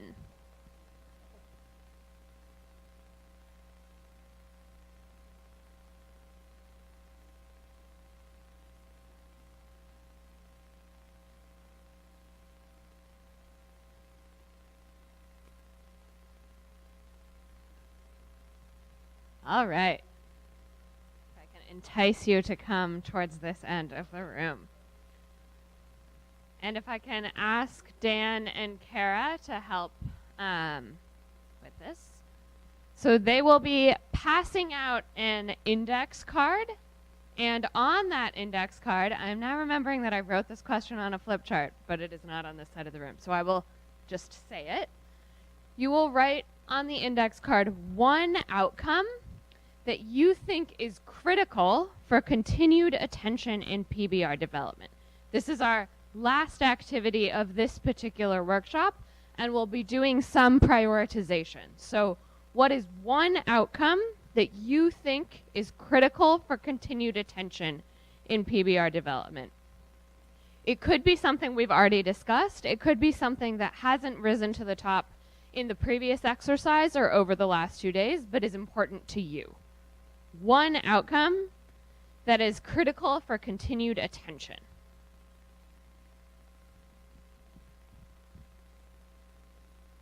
And if you don't have an index card, raise your hand. Or a pen. Okay. So what you will do next is what we're going to call mill and pass. So you'll walk up to someone, you'll exchange index cards, then you'll walk up to someone else and you'll exchange that index card with that person, and effectively we'll be shuffling all the index cards amongst each other. Yes. Okay, we'll take 1 more minute. What are we supposed to be doing? On the index card that you presumably have, you're writing one outcome that you think is critical for continued attention in PBR development. Multiple times. You're not gathering the cards, you're just swapping them. You don't need to read them yet. You're just going to pass, mill, and pass, and mill and pass. Just keep passing them amongst each other. If you get yours back, pass again. We can pause the milling and passing. And you will read, if I can get your attention. Okay, so now read the outcome that is on the index card that you currently have. If it is your own if it is the literal index card that you wrote on, exchange it with someone else. Otherwise, rank on the back, write a number from 1 to 5. 1 is this should not have continued attention in PBR development, and 5 is this is the one thing that should have continued attention in PBR development. A number between 1 and 5. 4.6 is not preferred. Whole numbers are preferred.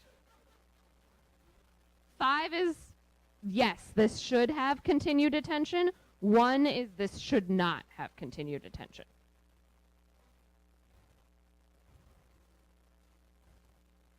One, you don't, I think Dan is perhaps, can you write that on that flip chart, that 1 is should not receive attention? Yes. Just one number between 1 and 5. And then once you've done that, we'll enter another round of mill and pass. So walk around, hand it to someone else, and continue so on and so forth until you have, just keep passing. Or whole number, Henry. Give it a few more seconds of passing. Okay.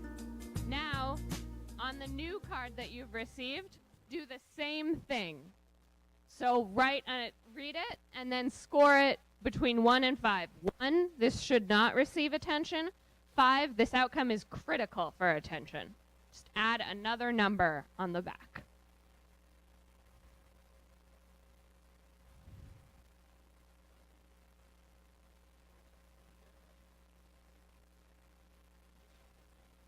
Okay. And now we will do 5 total rounds of this to give you a sense of where we're going. So go ahead and mill and pass another time. All right. If you got the same one, feel free to pass it to someone else. Otherwise, once again, score between 1 and 5.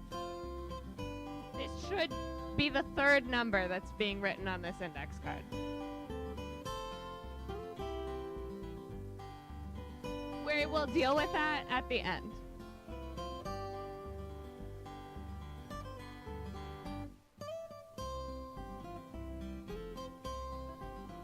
Okay.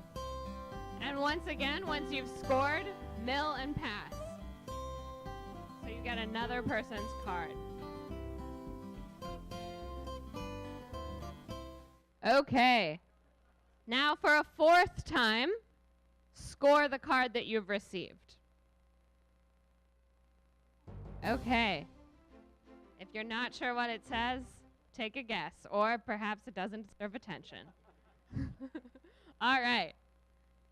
That was the 4th number, right? All right, so for a final time, mill and pass. All right. This is your final scoring. Between 1 and 5. If you had the card already, swap it for someone else's. All right. And then once you've scored, ideally, most of you have 5 numbers on your index card. Sum those numbers. If you do not have 5 numbers for some reason, take the average and multiply by 5. If you have 5 numbers, you don't need to pay attention to this next instruction. If you do not have 5 numbers, take the average of the numbers that you do have and multiply by 5. So if you had 5 5s, you would have 25. If you only had 4 numbers and they were all 5, you would still want it to be 25. Does that make sense? Just at this point, just add those numbers. You can write it down. Yes, put a square around it like it's your final answer on your middle school homework. Box your answer. Circles are acceptable. Okay, so what we have now is a somewhat random sampling of what some people in this room think are the highest priority outcomes. So now we'll see what the top 10 that came to the surface from this activity are. Does anyone have a 25? All right, what does it say? Okay, stakeholders working collectively together to achieve state interests. I'm going to give a minute to let Dan capture that.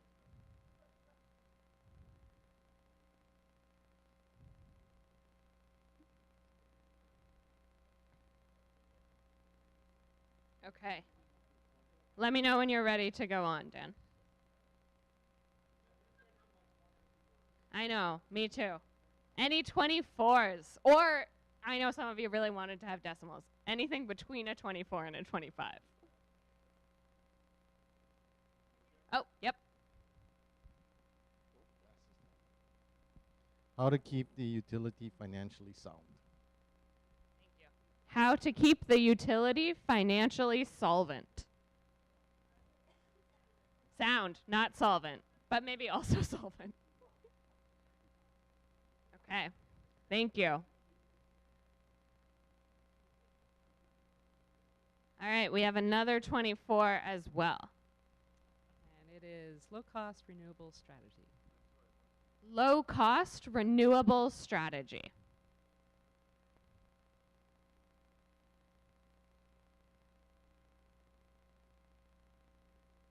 Thank you. Any other 24s?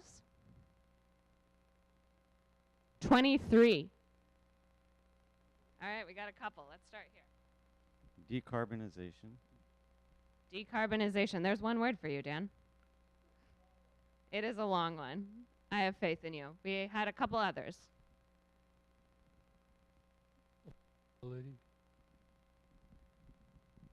Affordability. Other 23s? Careful and well thought out prioritization of issues, outcomes. Careful and well thought out prioritization of issues and outcomes. I'm going to give Dan a little bit to catch up with that one. It's like karma for the one word answers.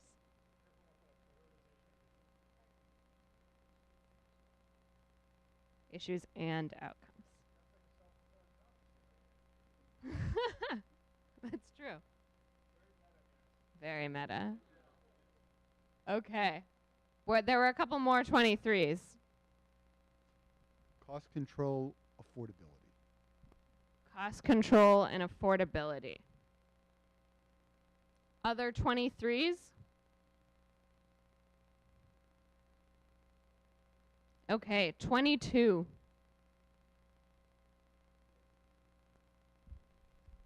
Reliability. Reliability. I feel like I'm running some sort of auction, but a really strange one. That was 22. Any other 22s? 21.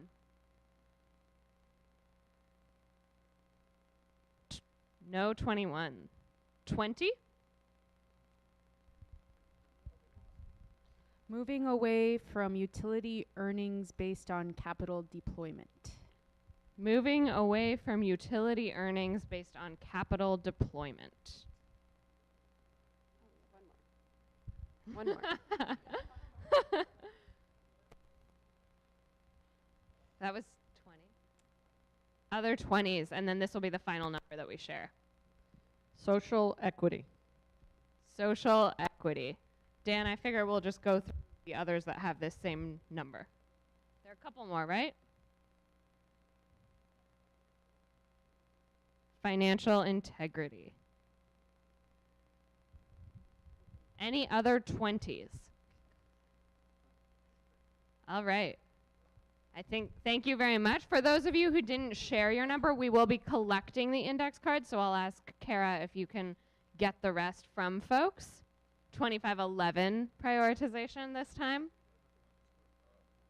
We're still collecting them. It's useful information to know that few people want it. All right, thank you very much. And then once you've collected those, Dan, would you like folks back in their seats? All right. So go ahead and take a seat, and we will wrap up. So that concludes the RMI facilitated fun, and I'm just going to turn this over to Dave to make closing remarks about where we go from here. Thank you. So, yes.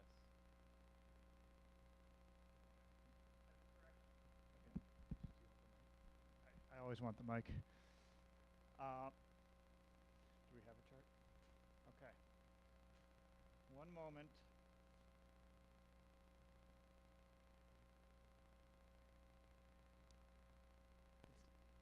Okay.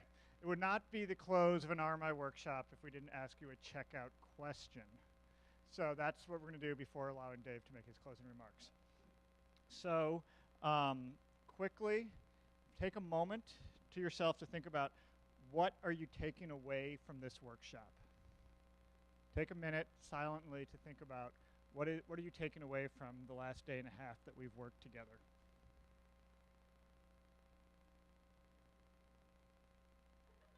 There it is. Right on the podium here. Thank you, Kara.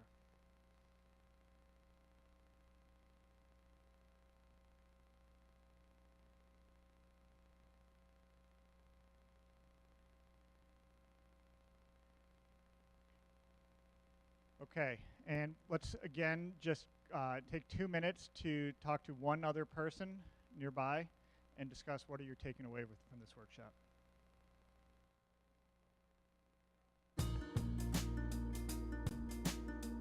Great, thank you. So let's take a minute to hear from a few people on the discussion you just had, or what your personal, what are you taking away from this workshop. And please, in some cases, we've had people volunteering the comments of another person. I would like to just suggest or require that if you were to do that, get their permission first. So in the spirit of confidentiality, before you say, Dave said, just make sure that Dave agrees with sharing that item, okay? So you can share your own or something from your discussion. And Kara will rove with the mic.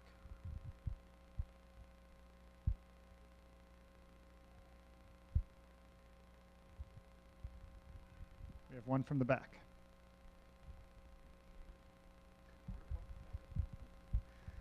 I'll share one. I do have permission from Mike, and I think one of our takeaways is as we knew coming in, we have a lot of work to do. My observation, I call me the optimist.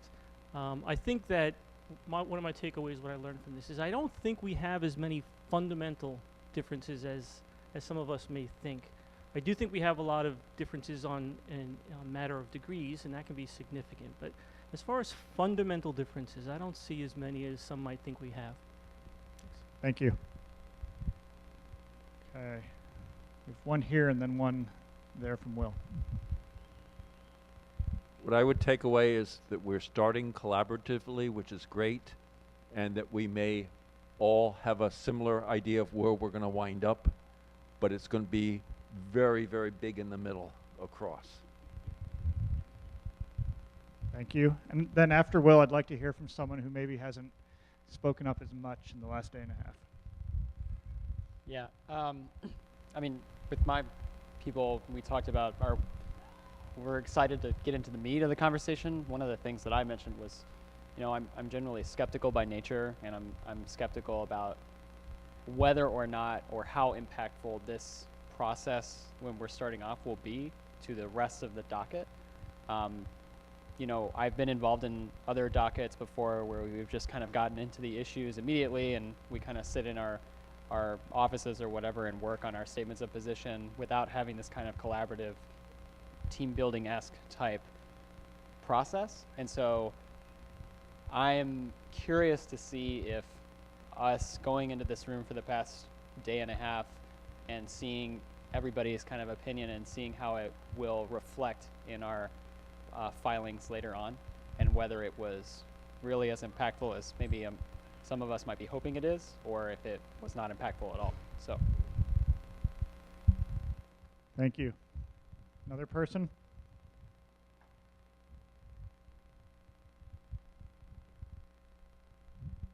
So what I gleaned at the end of this is that there are many varying interests, and some are competing. However, it would be nice to see that we reach agreement in the end, and that there is consensus.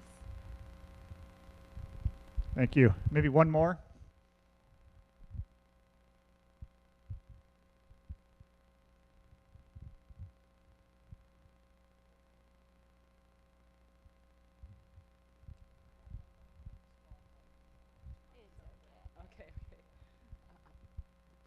I think what everyone said, we've kind of all talked about too. But sort of a unique turn on it is realizing that with the different people in the room from different parts of industry and government and the utility, is that there are a lot of different ideas about even basic definitions for things, and how that can make it difficult to prioritize, because we spend a lot of time saying, well, what do you mean? What is the ops, or what is these? So depending upon who you are and what your job is, you probably are sure you're right and that you know what it is, but then you discover you talk to somebody else and that's not the idea at all from another company. So I think we're going to need to get real clear on what we mean by certain things as we move forward to have an effective process. Thanks, Leslie. And then last comment from Robert and Ron. From Robert. Thank you. If I can exercise a quick point of personal privilege, just thank the staff for the time taken in putting together the report. Obviously, having a facilitated event, I think it really did help sharpen discussions, and I hope it will sharpen the process going forward. One observation is if you just look at the rate of change that's happening, both from, and you can look at it different ways, but if you look at like bond ratings for utilities nationally, they're definitely gone down overall. If you look at sort of the rate of change and DR adoption, et cetera, clearly the status quo is not going to work going forward. And I think there is sort of, generally speaking, universal recognition of that. So I think we sort of moved from a nice to have to a need to have kind of conversation. And I think that's sort of maybe kind of force us to really do the heavy lifting and the compromise and the work necessary to get to a good end result in the day. Great, thanks. I'm going to hand the mic to Dave Parsons for a couple of remarks on where to from here, and then we'll close with remarks from Commissioner Griffin. Thanks, Dan. Okay, so just quickly, I want to thank everybody for your participation the last 2 days. It's been really great to have everybody here, and you know, we really appreciate all of the time and effort and travel and everything that everybody has put into this process. So thank you very much. I also want to recognize again Alolo, the YWCA, and Rocky Mountain Institute for your assistance with this workshop. Please show your appreciation to those folks for their help.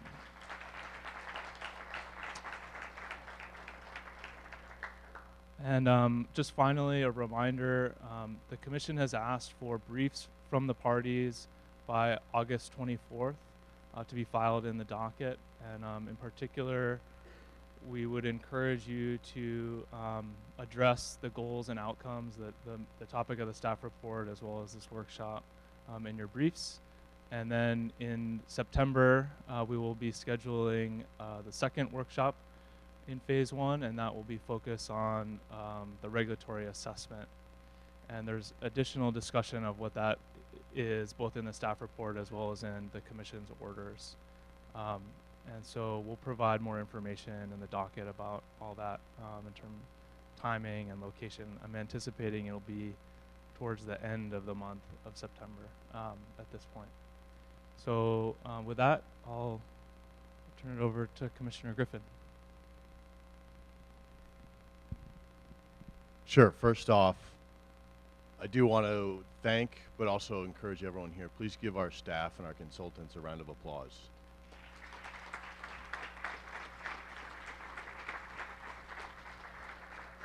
Just want to read, I mean, I think a lot of you have had to put events on, and so you can imagine the level of work and coordination that went into this.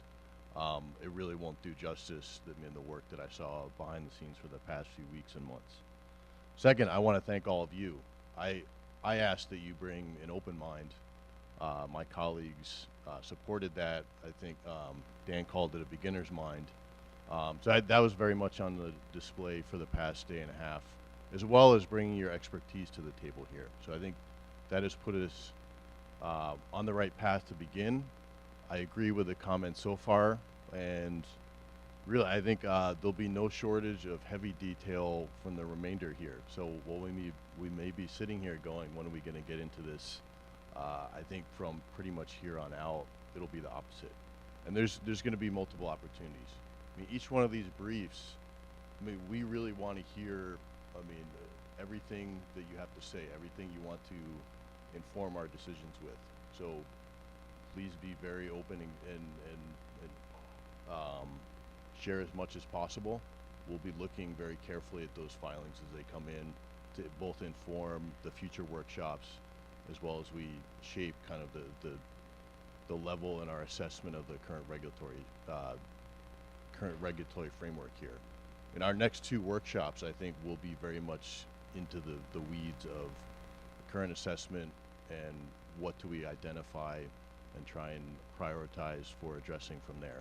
So I think the hard work is ahead. It will be interesting and exciting, but please continue to bring this level of collaboration and an open mind, beginner's mind as we go forward. So again, I want to thank you all for that, and nothing further. I get to close here. All right. Thanks, everyone. Have a good day and safe travels home. Bye.